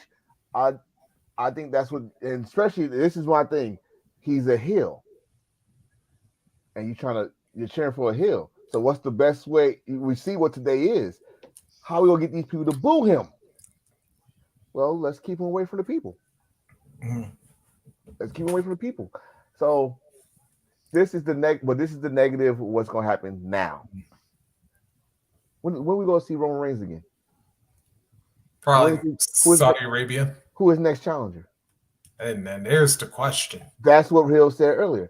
All right, with Cody winning, what's next? With Roman, who's the next guy that they're gonna sacrifice? Because y'all going for this 1,000 day. It's no 1,000 days. 1,000 days is about double or nothing, right? It's around double or the nothing. day before. Yeah. The day before, and actually, and that's when they're doing the King of the Ring and Queen of the Ring in Saudi Arabia. So they doing that in Saudi Arabia, which I swear I think he should lose it there. But that's just me. Probably and then you got background or battleground. Battleground. I'm going with Hill. Hill got me saying these things. Yeah. Battleground. The same time as see. I got this is the problem. This is my problem with that whole situation. You got the King and Queen thing, the same thing y'all did last year. Then you got Battleground, but if you got my thing is y'all should have respect for AEW like y'all did last time. Have it during the day, so they can have this shit tonight. If they do it like that, I'm gonna say okay, it's competition, but it's the respect factor. I get that, cool. But Roman Reigns should lose that belt on the 1,000 day. Exactly on the 1,000 day. Just to who? That's the question. To who? We do get draft coming up. Yep. When is that? That's next month. So that's gonna be right after Backlash. Likely, yes. Okay. So let's say all right. So we talking about the Monday after Backlash. We probably had the draft. And the draft got to make sense. What if they split up the bloodline? Like we gotta go. We can't do this draft. We gotta have this feeling of the draft how it used to be. Like with the aggression era or the earlier. The first draft when they split motherfuckers over. Like anything can happen. Lately, like when they do the draft, when they draft the teams come. Yeah, they're gonna do that way. Like we know the system. If you married with someone, guess what? She's going with her husband on that, or their wife with that show. When I saw Street Profits with the SmackDown, with the Raw, I already knew Bianca Belair was gonna be going to Raw. So I already knew that. It's like it's that simple. But I would love to see them. If he lose, he should lose on 1,000. Hogan's wearing a Macho Man shirt. Ain't that? Anyway, I'm sorry. This caught my eye. I would love to see that, but that's the thing now. Going back to Cody, because Cody. I thought this is what I thought you was gonna go with Reese. I thought you was gonna go with. They trying to mirror John Cena in 2012. When he lost to The Rock, and he just sat there like the floor, like he lost his, like someone took his last cookie, and he just looking, and then Brock Lesnar whooped his ass. Yeah, because I saw that meme. I saw it, but the reason I say it's different. One thing, how long did y'all really think Brock was gonna be smiling and kissing babies? He couldn't fool me. How long did y'all really think Brock Lesnar was going to be, hey, folks, I'm happy to be here? Yeah. Not too long. Cool. It was cool. It was fun. But how many matches did he win during that? I'm happy to be here. Thank you. All right. He did win the WWE Championship. Did he beat unfortunately for it? You know what? Bobby Lashley never got his rematch, to be honest. And we gonna carry on from there, because the one thing I'm gonna say is you owe Bobby WWE. We didn't talk about it, but we was really trying to skip it. But you owe Bobby Lashley. Here's my trophy, y'all. Here's my trophy. Looking like a goddamn old ass bowler. Look, I won the trophy. This shit heavy as hell. Let's put this shit down. I ain't gonna lie. I would have carried that trophy, either that or the New Japan Cup. Look, I carry that New Japan Cup. Look lighter. I would put the Andre Mortal on a fucking tote with the wheels on it and roll that shit down that ramp. I'm not carrying that big ass shit down the ramp. All that workout, huh? All that workout. Right. Fuck that. No. Listen. Hold on. Let me break this down. I'm smart in the gym. I ain't trying to show off for nobody. I've been in the gym for 3 hours. Fuck you. No, I'm not. Bobby Lashley Bobby Lashley, like he can live probably 5 times more than me. But I know his ass put that damn trophy down too. He picked it up like, oh, wait a minute. Yeah. You know, fuck. He held that shit up for like 5 seconds, like, put that down. Let me do the stupid pose. Yeah. Then he picked it back up and walked out the stage. That's all he did. Since y'all brought up New Japan, there's a little incident named Sakura Genesis that took place yesterday, or Friday, depending on when you did. Saturday morning. Friday morning. Yeah, let's go through the highlights of this one. A couple. Yeah. A couple. Oh, yeah, there's quite a few. Yeah. All right, I'll just do a quick rundown of the card and then we could go through. It started off with a 6-man tag with Minoru Suzuki, Toru Yano, and Great Khan. How did that team come about? I don't know. And, yeah, it was funny. But still, okay. Oh, my God. Still, I like it. They defeated Hiroshi Tanahashi, El Desperado, and Yo. We had United Empire defeat House of Torture in a 6-man tag. Yes, Lord. Then we had Taichi, Yoshinobu Kanemaru, and Doki of Just 5 Guys defeat LIJ with Naito, Shingo, and Bushi. Ooh, I want to talk about that. Doki want Naito. Doki want Naito. Doki Choki wants Naito. He was adamant, boy. He was oh my God. Hey, don't come after me. That's what he said. I know that's what he said. Yeah. He really wanted him. But go ahead, because we're gonna talk about that. And then Bullet Club, of course, David Finlay, Kenta, El Phantasmo defeated Tamatanga, Hikuleo, and Master Wato. In a 3-way match for the IWGP Women's title, Mercedes Moné successfully defeated against Hazuki and ACM. Zack Sabre Jr. retained the TV title, defeating Shota Umino. We have new IWGP Tag Team Champions, Aussie Open, defeating Bishamon. Yeah. I would stand while I was in my job. Yeah. Hiromu Takahashi defeated Robbie Eagles to retain the junior heavyweight title. And in the main event, we have a new IWGP World Heavyweight Champion, Sonata, the New Japan Cup winner, defeating the Rainmaker Kazuchika Okada. Oh, which one we talk about first? Because it's a lot. I want that belt. I want that belt. Are we talking about the main event? Are we just going to talk? We could go to a whole start, but I inboxed y'all like, is anybody up? Is anybody up? Because I want to talk about that shit as soon as it happened, but that was not up and shit. I was like, oh my God. You know what? Let's talk about 3 major match. And I think the rest we go off something like a big old bag of goodies. All the match was epic, but 3 matches we're gonna talk about is stand out the most. The IWGP Women match. Yep. The IWGP World Heavyweight Championship. Of course. And the tag team title. Let's start off with the women. Monet did not win. She survived. Yep. Because I've never seen a double crossface before. And she barely won that match.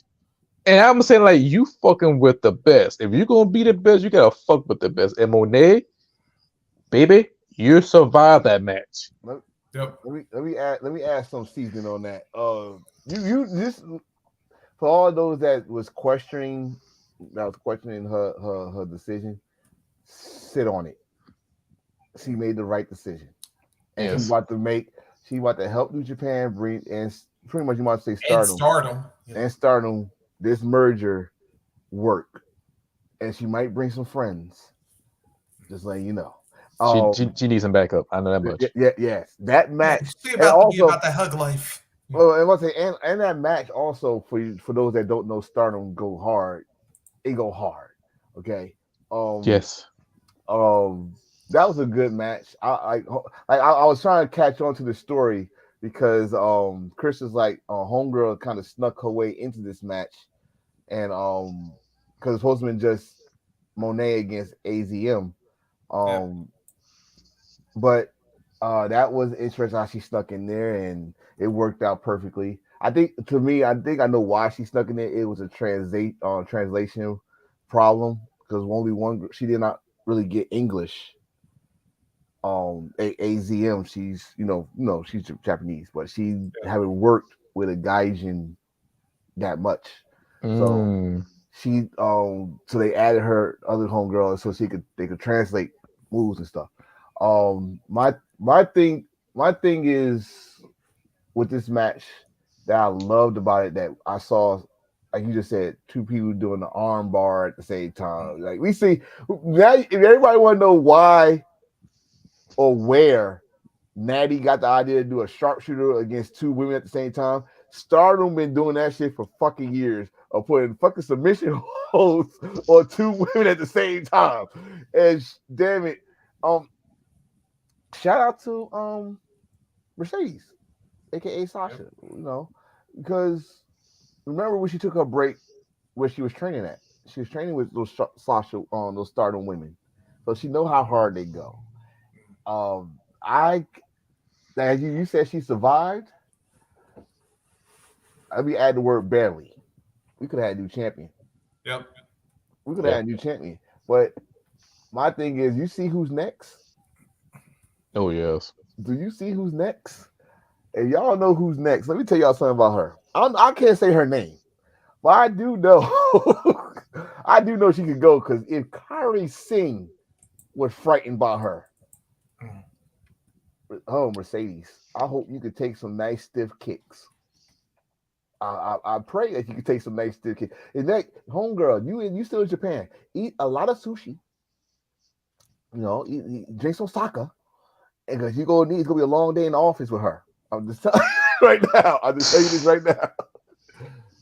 They talking about Dusty and WWF against Superstar Billy Graham. Hogan with this Macho Man shirt is really fucking throwing me off.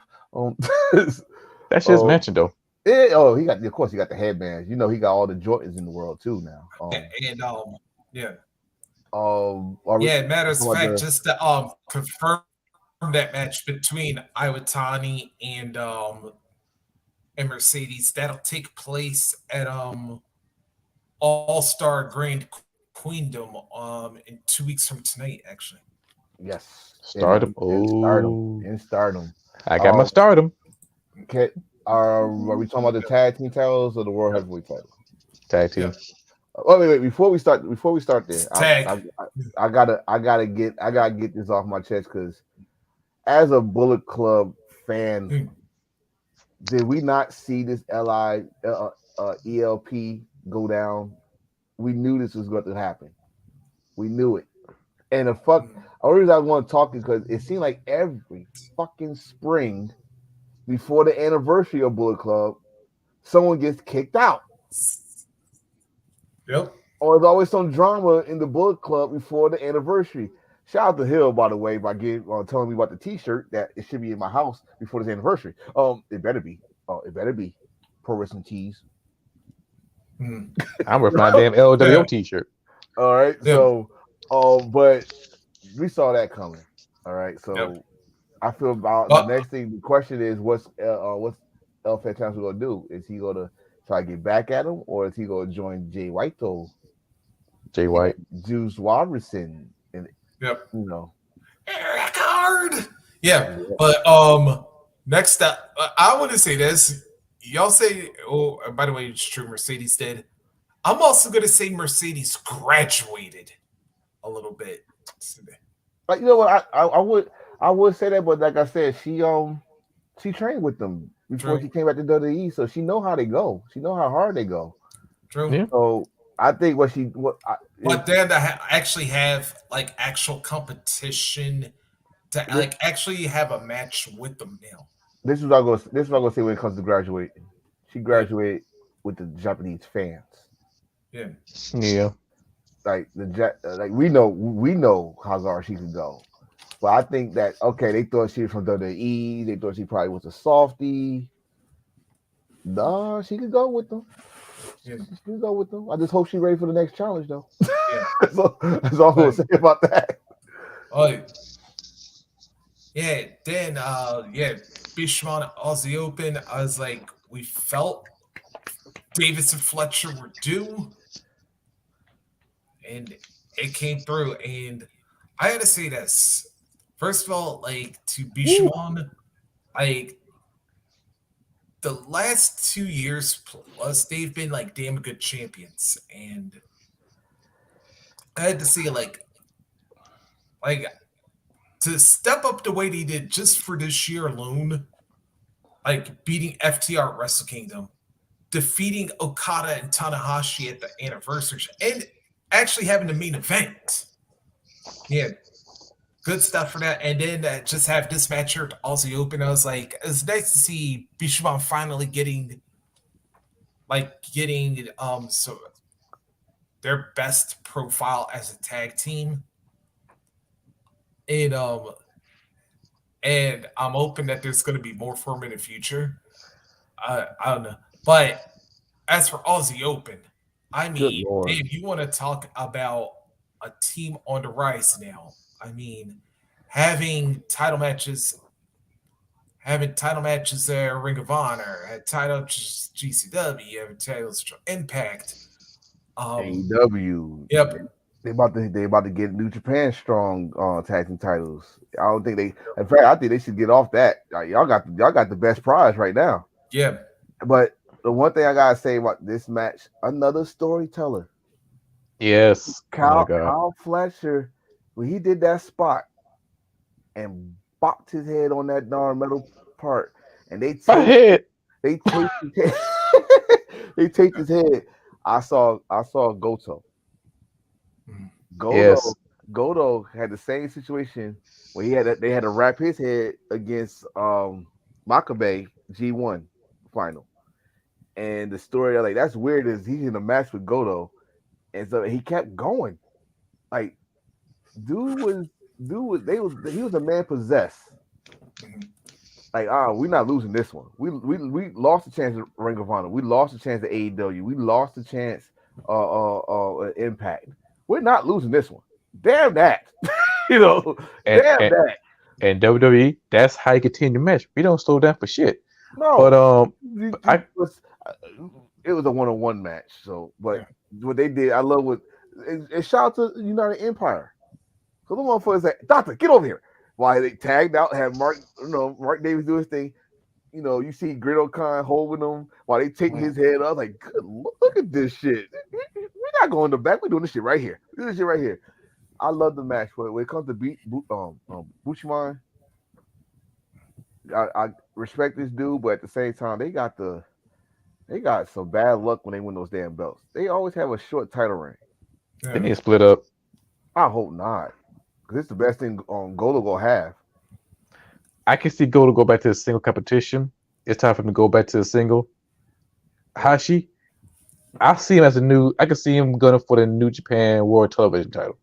He's a TV guy, or the KOPW title. He's one of them title guys. But for that match, I was pulling for Aussie Open all the way. Love him to death. And that match, if you want to compare one match to another, NXT TakeOver Vancouver with FTR, DIY, yeah, those two neck to neck, and those best matches right there. And Aussie Open, so many false finishing. It's like, oh my god, I hope they win the tag title, and they did it.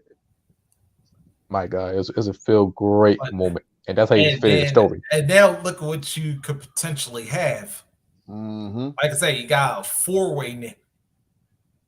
Oh shit! Actually, because you can have FTR, Aussie Open, Lucha Brothers, and by the way, I just looked at their team name now, and I was like, I actually got to bet Ace and Chris, y'all actually are good for this one. AK, and for those who don't know their team name, it's ABC. Easy as 1, 2 sweet. Oh my god! Really? Yes, that is actually their team name. Oh, ABC. Oh, 1, 2, sweet. Okay, got it. That's long, but okay, I got you. I ain't gonna buy their shirt, but that's pretty dope. You know what? That's to me. I was just waiting for them to come out to the theme song, though. But oh my goodness, if they come out to the theme song and I hear Michael Jackson in the Jackson 5. I mean, shit. Since everybody buying rights to fucking songs now, I mean, why not? Fuck all that. I want Sir come out. Ain't nobody. Oh God, that shit. Yes, sir. I am with that. If he come out to that shit, I'm like, oh, there we go. Yeah. All three of us do that. The swerve pose. I gotta do stand top of the bed or just do a little pose. Look at the sky and pose. I will. Don't. Ooh, shit. But you know what though? When it comes to this forbidden door, cool shit. I don't want if they're gonna do that. I think if they only put one set of belts on the line, that's how I know it's gonna be the champion will retain. Yeah. But at the same time, I don't want them to put all the belts on the line because goddamn. Yeah, exactly. Yeah. That's a lot of goddamn belts. Yeah, besides not really. You're gonna take, you know the belt collector gonna say but that's a lot of belts for wrestling. You know I'm going with well shit, like FTR then held 3, it's like hell they can pull that but you see what happened to the promotions when they did that. Like honestly, like I don't want that. But all right, again, 2 belts is okay. This way. Well, how about this way? You have the 4-way, but no titles are on the line. That'd be boring. Yeah. No. Because see, this would shut up who's the best fucking team in the world. Like this, like honestly, let's put it like this. Remember when they did champion versus champion in WWE, and you had King Booker and you had Big Show and John Cena, Big Show, and shit. And then we had to vote for what title was on the line, which was Booker T, and then Booker T won. And what did he say? I'm the champion of champions, and I'm the king of all champions. Yeah. You don't think if one of the tag teams that win that match won't come out and say, "Well, we the best, we beat the best, the very best"? I think that'd be cool. I would. I think that'd be cool. But I digress. Yep. I digress. Can we get to the most the freshest looking world? Yeah, like I said, Sonata probably said, "Damn, if I knew that, I would have probably shaved this damn beard off years ago." Man, listen, hold up. We can't say that because he won the U.S. title with that beard. Oh yeah, but that's true. No. Listen here. He paid homage to 2 legends, and no one not saying nothing. I'm gonna say it. Great Muda. That robe was Kenta Kobashi. He came out looking like Kenta Kobashi. You remember how Kenta Kobashi used to have his robe and he used to do that same shit? Yeah. Look around and shit. I thought about that shit like, wait a shit. All right, he got we already saw the clean cut. We already saw that. But when he took off that robe, was you expecting wrestling fucking trunks? No, I never seen wrestling trunk until now. Exactly. He changed his whole outlook, and I said I should have saw it coming because Karamaro, I hope I said his name right. One of his guys from just those guys. He had shiny pants and shiny boots. So like, what the? That's not you. No, I did one of your numbers. I threw a flag on my TV because that's the only thing I'm gonna throw on my TV. I'm like, that's not you. That's not you. You come on here looking bling bling. But when he took, I'm like, oh, okay. I see where we're going with. Now this is my thing. Who I love. Okada went dark. Yes, one spot. I'm gonna say one thing. We're gonna thread through this shit like Tokyo did. Yes. The one spot when they do a tie-up and he's like this, but he hit him. Yeah, like I look at Okada, like, he never does that. And then when Sonata did it, he did not strike him, and then he came up the rope. Something like Okada went dark. That's something he never do. Did that 2 times. He did that to Kenny, and now he did this on Sonata, and he swung and hit him. Sonata's like, okay. He hit him like, okay. Then everybody's like, oh, he gonna hit him back. No, which pissed off Okada. Like he wanted the fire. He wanted Sonata to fuck up. Sonata was smooth, and he noticed that new shit was not working. He went back to some old shit. He did the moonsault. He did everything. Okada, he kicked out the Rainmaker. Okada was constantly trying to do the money clip, and it kind of scared me for a minute because Okada did he did landslide, which is not a new setup to the Rainmaker or the money clip. So he did a landslide, he did the he did a Rainmaker, which turned to the money clip, and I was like, oh shit, he about to fucking win. I was pissed, like I was on fire. I was like, oh, what? Sonata reversed it. He did his own Rainmaker, and then they reversed the damn DDT. So now we're seeing that the DDT is going to be his finisher. It's going to be his finisher. And I was so fucking happy for Sonata. Like, they kept on bringing up, it was 7 years to the day when he came and debuted and helped Naito win the title and stuff. But it's kind of weird to me at the same time because y'all wait till Great Muta retired to pull the trigger. Like, it's like y'all trying to tell me that, are you trying to tell me that Keiji Muto had that much influence on Sonata's career that y'all didn't want to pull the trigger out on him at that time? Because you got to remember, when Sonata came in, he did not go to the Young Lions. He went to work to be mentored by Keiji Muto. Wrestle 1. Right. And he was not the man. He was not the man there either. I mean, he was considered like one of the aces, but he was not there. He was not the man either. Like, because you remember, when you working in a company with Keiji Muto, yeah, he gonna treat you. I think Chris said this perfectly. He gonna treat you like you're the number one guy, but you're not the number one guy. Okay, Great Muta gonna be the number one guy.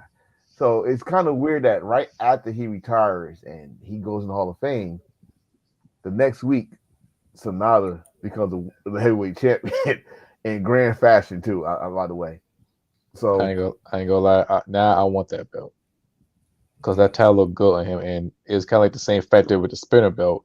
Now everybody look good except for certain wrestlers.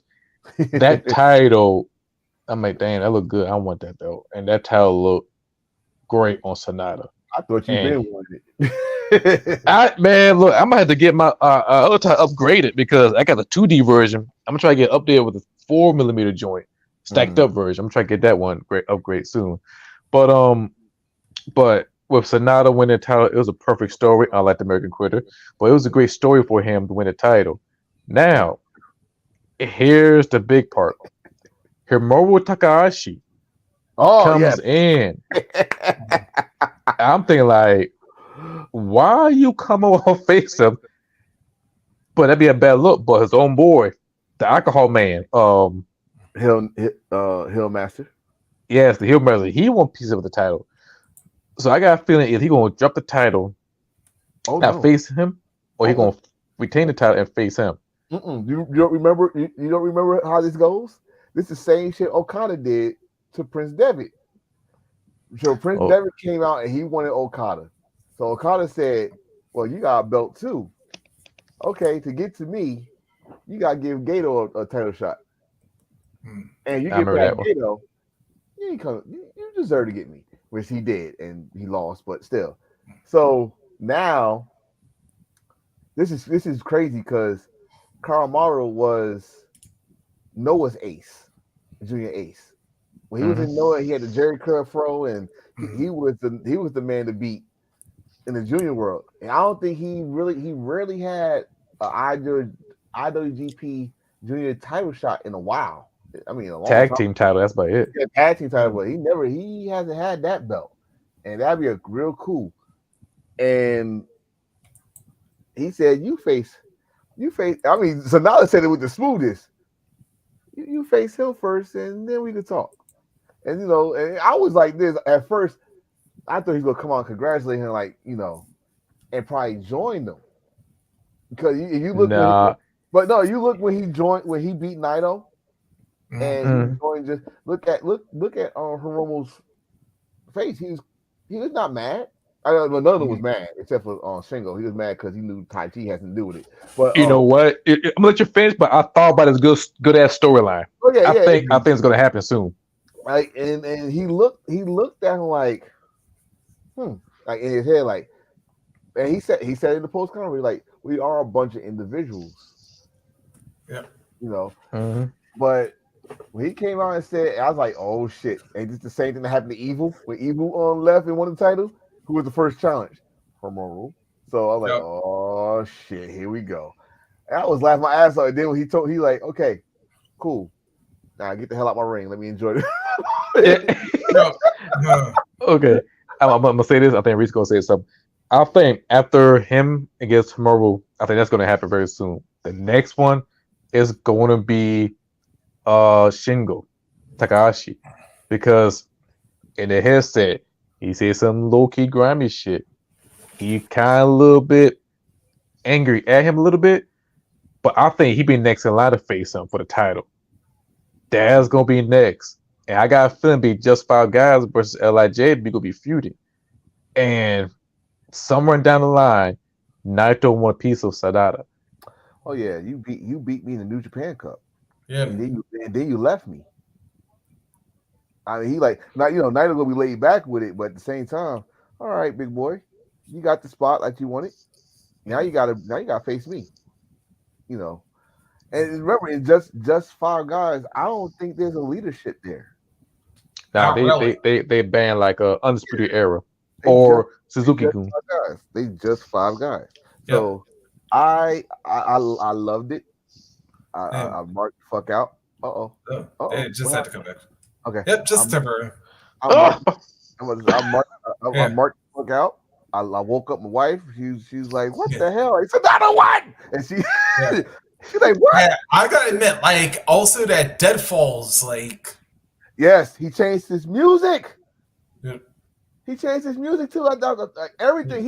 He erased everything that had Lij. Yeah. He just like threw that shit away. Like, there's no more Cold Skull mask. It's reinvented now. Yeah, right. There's no more looking homeless.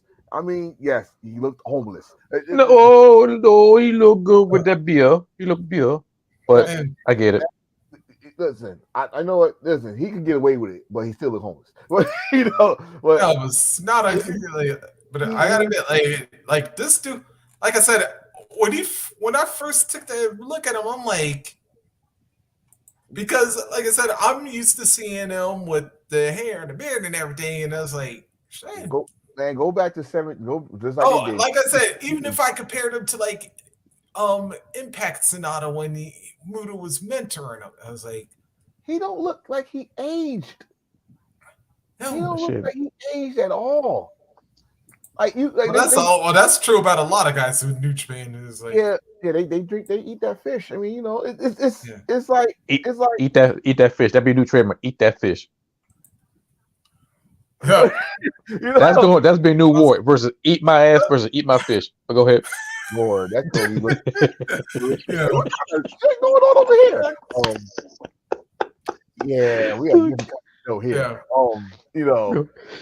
mean, that dude don't age, man. They show a picture of him when he came back 7 years ago and he had no.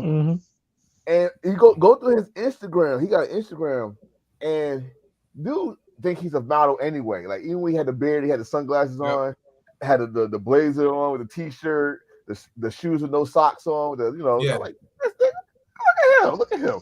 Now you can't tell him shit. You can't tell him nothing. I was about to say, now that he's a champ, you really ain't. Because like, you ain't gonna tell him shit. My thing is now, just like I'm enjoying the moment, but is he gonna hold the? He's gonna hold the belt through G1. I know that for a fact. Yeah. He's gonna hold. But who's gonna be the right man? Is he the right man to main event Wrestle Kingdom? I know I'm thinking too far along the line, but I think this is a proving point for him. And why this to me also, I don't want to throw too much into it, but it gotta be said. He's gonna be the guy that's gonna make y'all forget about a certain wrestler that's also supposedly good looking without a beard and he's a lover, not a fighter. Yeah. Talk about Kota Ibushi. We gonna forget about you. We got ourselves a good looking champion here that actually, that actually could defend the title more than once. This was remember that's Kota Ibushi's belt. Yep. That's Kota Ibushi belt that he got around his waist. Just remember that. Yeah, and damn it, I hate to say this, but this old saying, never say never. I'm saying it. 2020, Yeah. 2024 is going to be a lot more weird than this one because last year, Coach was saying a lot of grimy shit, but he ain't come back, but I doubt it. But anyway, but I'll say this though. So now they're going to be a guy who can walk in as a champion because we head to a road to Wrestle Kingdom because G1 Climax is summer. So the road to Wrestle Kingdom just begun in summer. That's crazy how it is. Yeah. Oh, but, do you see this? Do you see the dates? Yes. Oh my god, that's 19 nights. The finals is on August for G1. Yeah, G1. And the thing is, right? And this, my wife, I don't know if she can hear me or not. The last time we went to Florida, we used to wake up early to watch the G1. That's when Moxley was there and he had that great match against Ishii. And now we're gonna be in Florida again when this shit starts. Nope. And again, I'm gonna wake up people like, hey, listen, they got. I don't know who. We don't know what's the match. We don't know the thing because right now the next thing is up is the Super Juniors. But you know what? This is a good segue. If anybody, Matt, I'll send y'all a clip with not clip the link to. They got a picture of Noah, New Japan, All Japan, talking about announcement on the 12th. Yep. So I'm thinking either be a super show like we did a couple years back, a joint streaming service, in which that's slim to none. Bro, if they do that right there, because I think the only one that the only company that needs a streaming service is All Japan. Definitely, I can see it because All Japan they ain't get no love. In which I love to watch All Japan because of Yuji Nagata. I think he's over there. All the legends over there. I would love to see that happen, and so we all can engage to that one more. If that happen, I will be happy, and plus it'll be a great look for everybody else, and it'll be a great look for the promotion because they need it. Underneath the not cyber fight, but underneath the New Japan World. Oh man! I gotta say that's if they do a cyber fight with those three. Oh Lord, yeah, there'd be a lot of yen being spent. Listen to me here. Nakajima would dirt slap the shit out of somebody. Like this is that's gonna be big. Like listen, gonna be sayonara. Like he didn't want to be in the last one. Oh now you got New Japan coming in. Oh, I'm going to options. Who he faced? It was Shingo. Okay, he gonna dirt smack the shit out of Shingo this time. Like he couldn't get it last time. Yeah, he's gonna slay that dragon. Yeah, he missed. He missed when he tried that slap. Shingo moved out the way. I'm like, you lucky bastard. You knew you was gonna be my video. You knew it. Like, bro, because he did not want to work. He did not want to work Cyberfest last time. Let me tell you something. Last year, I carried that shit more than Roman Reigns title reign while I talk about that cyber fight. Man, that shit was all over you. Man, listen. And I'm glad they call it they need to call it heel fight. Listen, I got that shit just in time. Just in time. I got that Wrestle Universe just in time to see that smack. I like, who is that? I had to look like I know who that is. Cause he looked different now. He got the facial hair, he got better shape. I like Nakajima. I know that name. I had to look it up. That's his Kensuke's son that he adopted. Like, oh, that makes sense now. He used to knock out people too. So that's Power Warrior. So like, oh shit.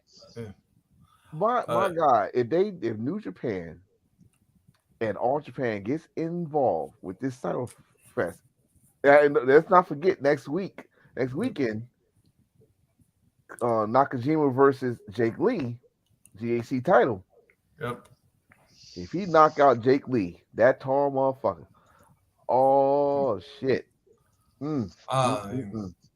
Oh, Sapphire. Yeah. Look at Sapphire go. That's why she in the Hall of Fame. Gentlemen. I Nah. I think she is in the Hall of Fame. Check it out, Reese. I think they did put Sapphire in the Hall of Fame. I think they did now. No, I don't. I'm gonna say no on that, but damn.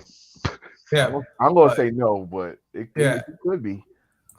I'm pretty sure she wasn't either, but yeah, y'all need to put Sapphire. Yeah, but we about to go to our 4th hour, which we're not going to do. But we're not gonna do that. No, I'm hungry. I was like I said, but y'all, this is how you know we had a lot of wrestling to talk about this weekend. So yes. Well, what do we got coming up for next week? For next week on episode 39, one episode away for episode 40th. So episode 39. You said the draft is next month? Yeah. Damn, because I would have been first. Oh, by the way, before we go off the air, by the way, happy birthday, Bianca. Just for the record. Happy birthday, cake. EST. Happy birthday. Happy birthday, cake. That's my fault. Cake. Yeah, especially after that one outfit. Yeah. Yes, Lord. So you talking about cake? I chose a real cake. Ava Rain. Oh my God. I got to make some more money. So you know what? Then I be on YouTube. But anyway, just to see this, just see the NXT. That's all I will say. See the NXT. Yes, see NXT. And feel the and feel the thirst for my sweatpants. But like I was saying though, for the next episode, we're gonna talk about all the topic we have talked about. Dustin, Jesus Christ! And, oh shit!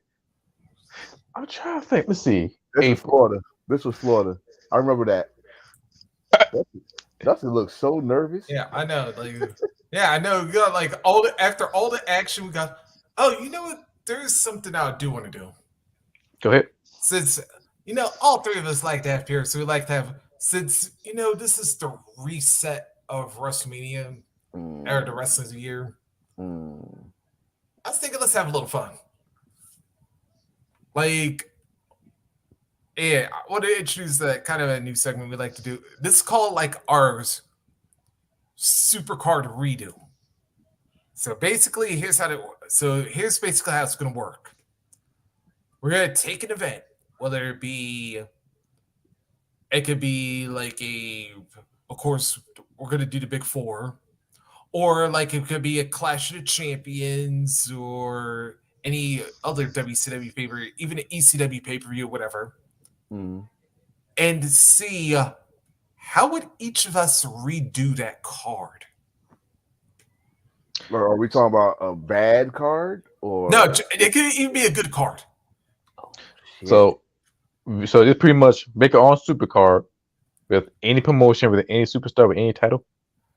Actually, at this point, the rosters would have to stay as it was at that point. That would be the only catch. So let me get straight. No DDT. Shit. Are we doing a super card like they did at Cyberfest? What? Or not? Or just like no? It's just like you take an event. Like so, I'll give an example. Like if you wanted to redo, all right. If you wanted to like redo, let's say Halloween Havoc 98, for example. Like take the roster as it was, but how would you have redone the card? Now you can like keep the matches or something or whatever, or if you can like change it, but basically how would you have done it? I got you. Because as soon as you said that, I already got that in my mind right now. Yeah. So those are just for an example. Okay. All right. So do we have Halloween Havoc 98? That's just an example one. Like we could think about a card we can have some fun with over the week. So. Ooh, I got a lot of cards, a lot of matches.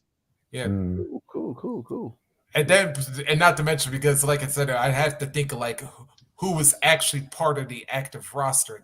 Oh, which by the way, there's also one extra catch.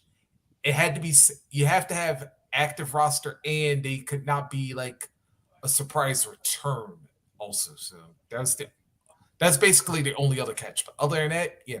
So you got pretty much stay within the roster.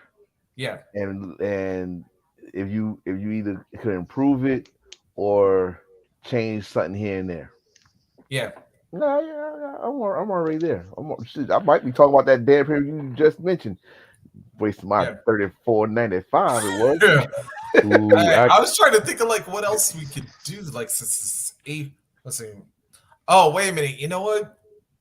I just thought of like since with next week being tax week. Here. How about we give Irwin some love and figure out how the hell this character actually managed to get over? Who, IRS? Yeah. Oh, that's easy. Nobody like the IRS. That's how it got over. You know what? That'd be a perfect one. Redo the car, and then we're talking about IRS, the character. Yeah. Perfect. How about this? Let's talk about people that we didn't think got over. Oh, there you go. It's more characters that got over that shouldn't never got over in what they did. Hell, even some soon to be Hall of Famers or Hall of Famers. Because I already got one that I didn't think was gonna get over it, but it did. So yeah, we definitely gonna do that soon. Not soon. Like episode 39. We gotta do something for episode XL. Episode XL. That's in 2 weeks. Yep. Episode 40. What can we talk about in 2 weeks? Yeah. Oh, in fact, I'm not sure yet, but we got indie show down here in 2 weeks, and I might be going there. Christopher Daniels gonna be there, so okay. I'll definitely give y'all an update on that and see if I can get him to say "Embrace the Thirst" and Hip Flight podcast. Okay, if you can't make it, we go push the week after because. Oh no, I'm gonna make it. Okay. The show is on Saturday. I'm just saying I'm gonna try and get him to say "Embrace the Thirst" and Hip Flight podcast. Okay. Okay. We gonna do. You know what? For the 40th episode, I always want to do one night stand so we could talk about some random crazy shit, like no holds barred, unsanctioned. I got it. Episode 40 XL, unsanctioned episode.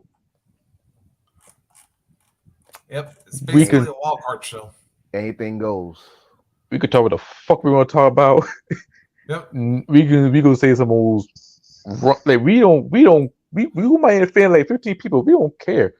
That's gonna be an unsanctioned episode. So okay, I'm down. I'm down with that. Yes, I am down with that. And one of us will get slapped by a woman. But anyway, not me. So not me. Hell, somebody join me. Like, come on, girl, you gonna be in the show. Come on. All right. So that's our show. That's our 4-hour episode.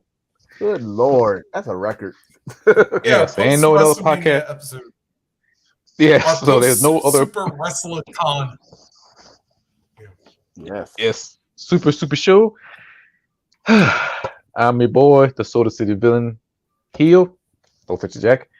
Is my boy Reese and my partner Enforcer. Yeah. And I'm glad people watch the show on YouTube. People watch through Facebook, through the link. If you like it, don't forget to hit the like, share, subscribe, talk about it, and everything else, the whole 9 yards. Hope y'all enjoy your Easter, folks. Yeah. Oh, yes, and happy Easter to everybody else. Hope you guys have a wonderful Easter day or Easter night. Hope you guys stay safe. One love one another. Until then, always embrace the thirst. Peace. Oh, yeah. Feel it. And that too. All right. See you next time.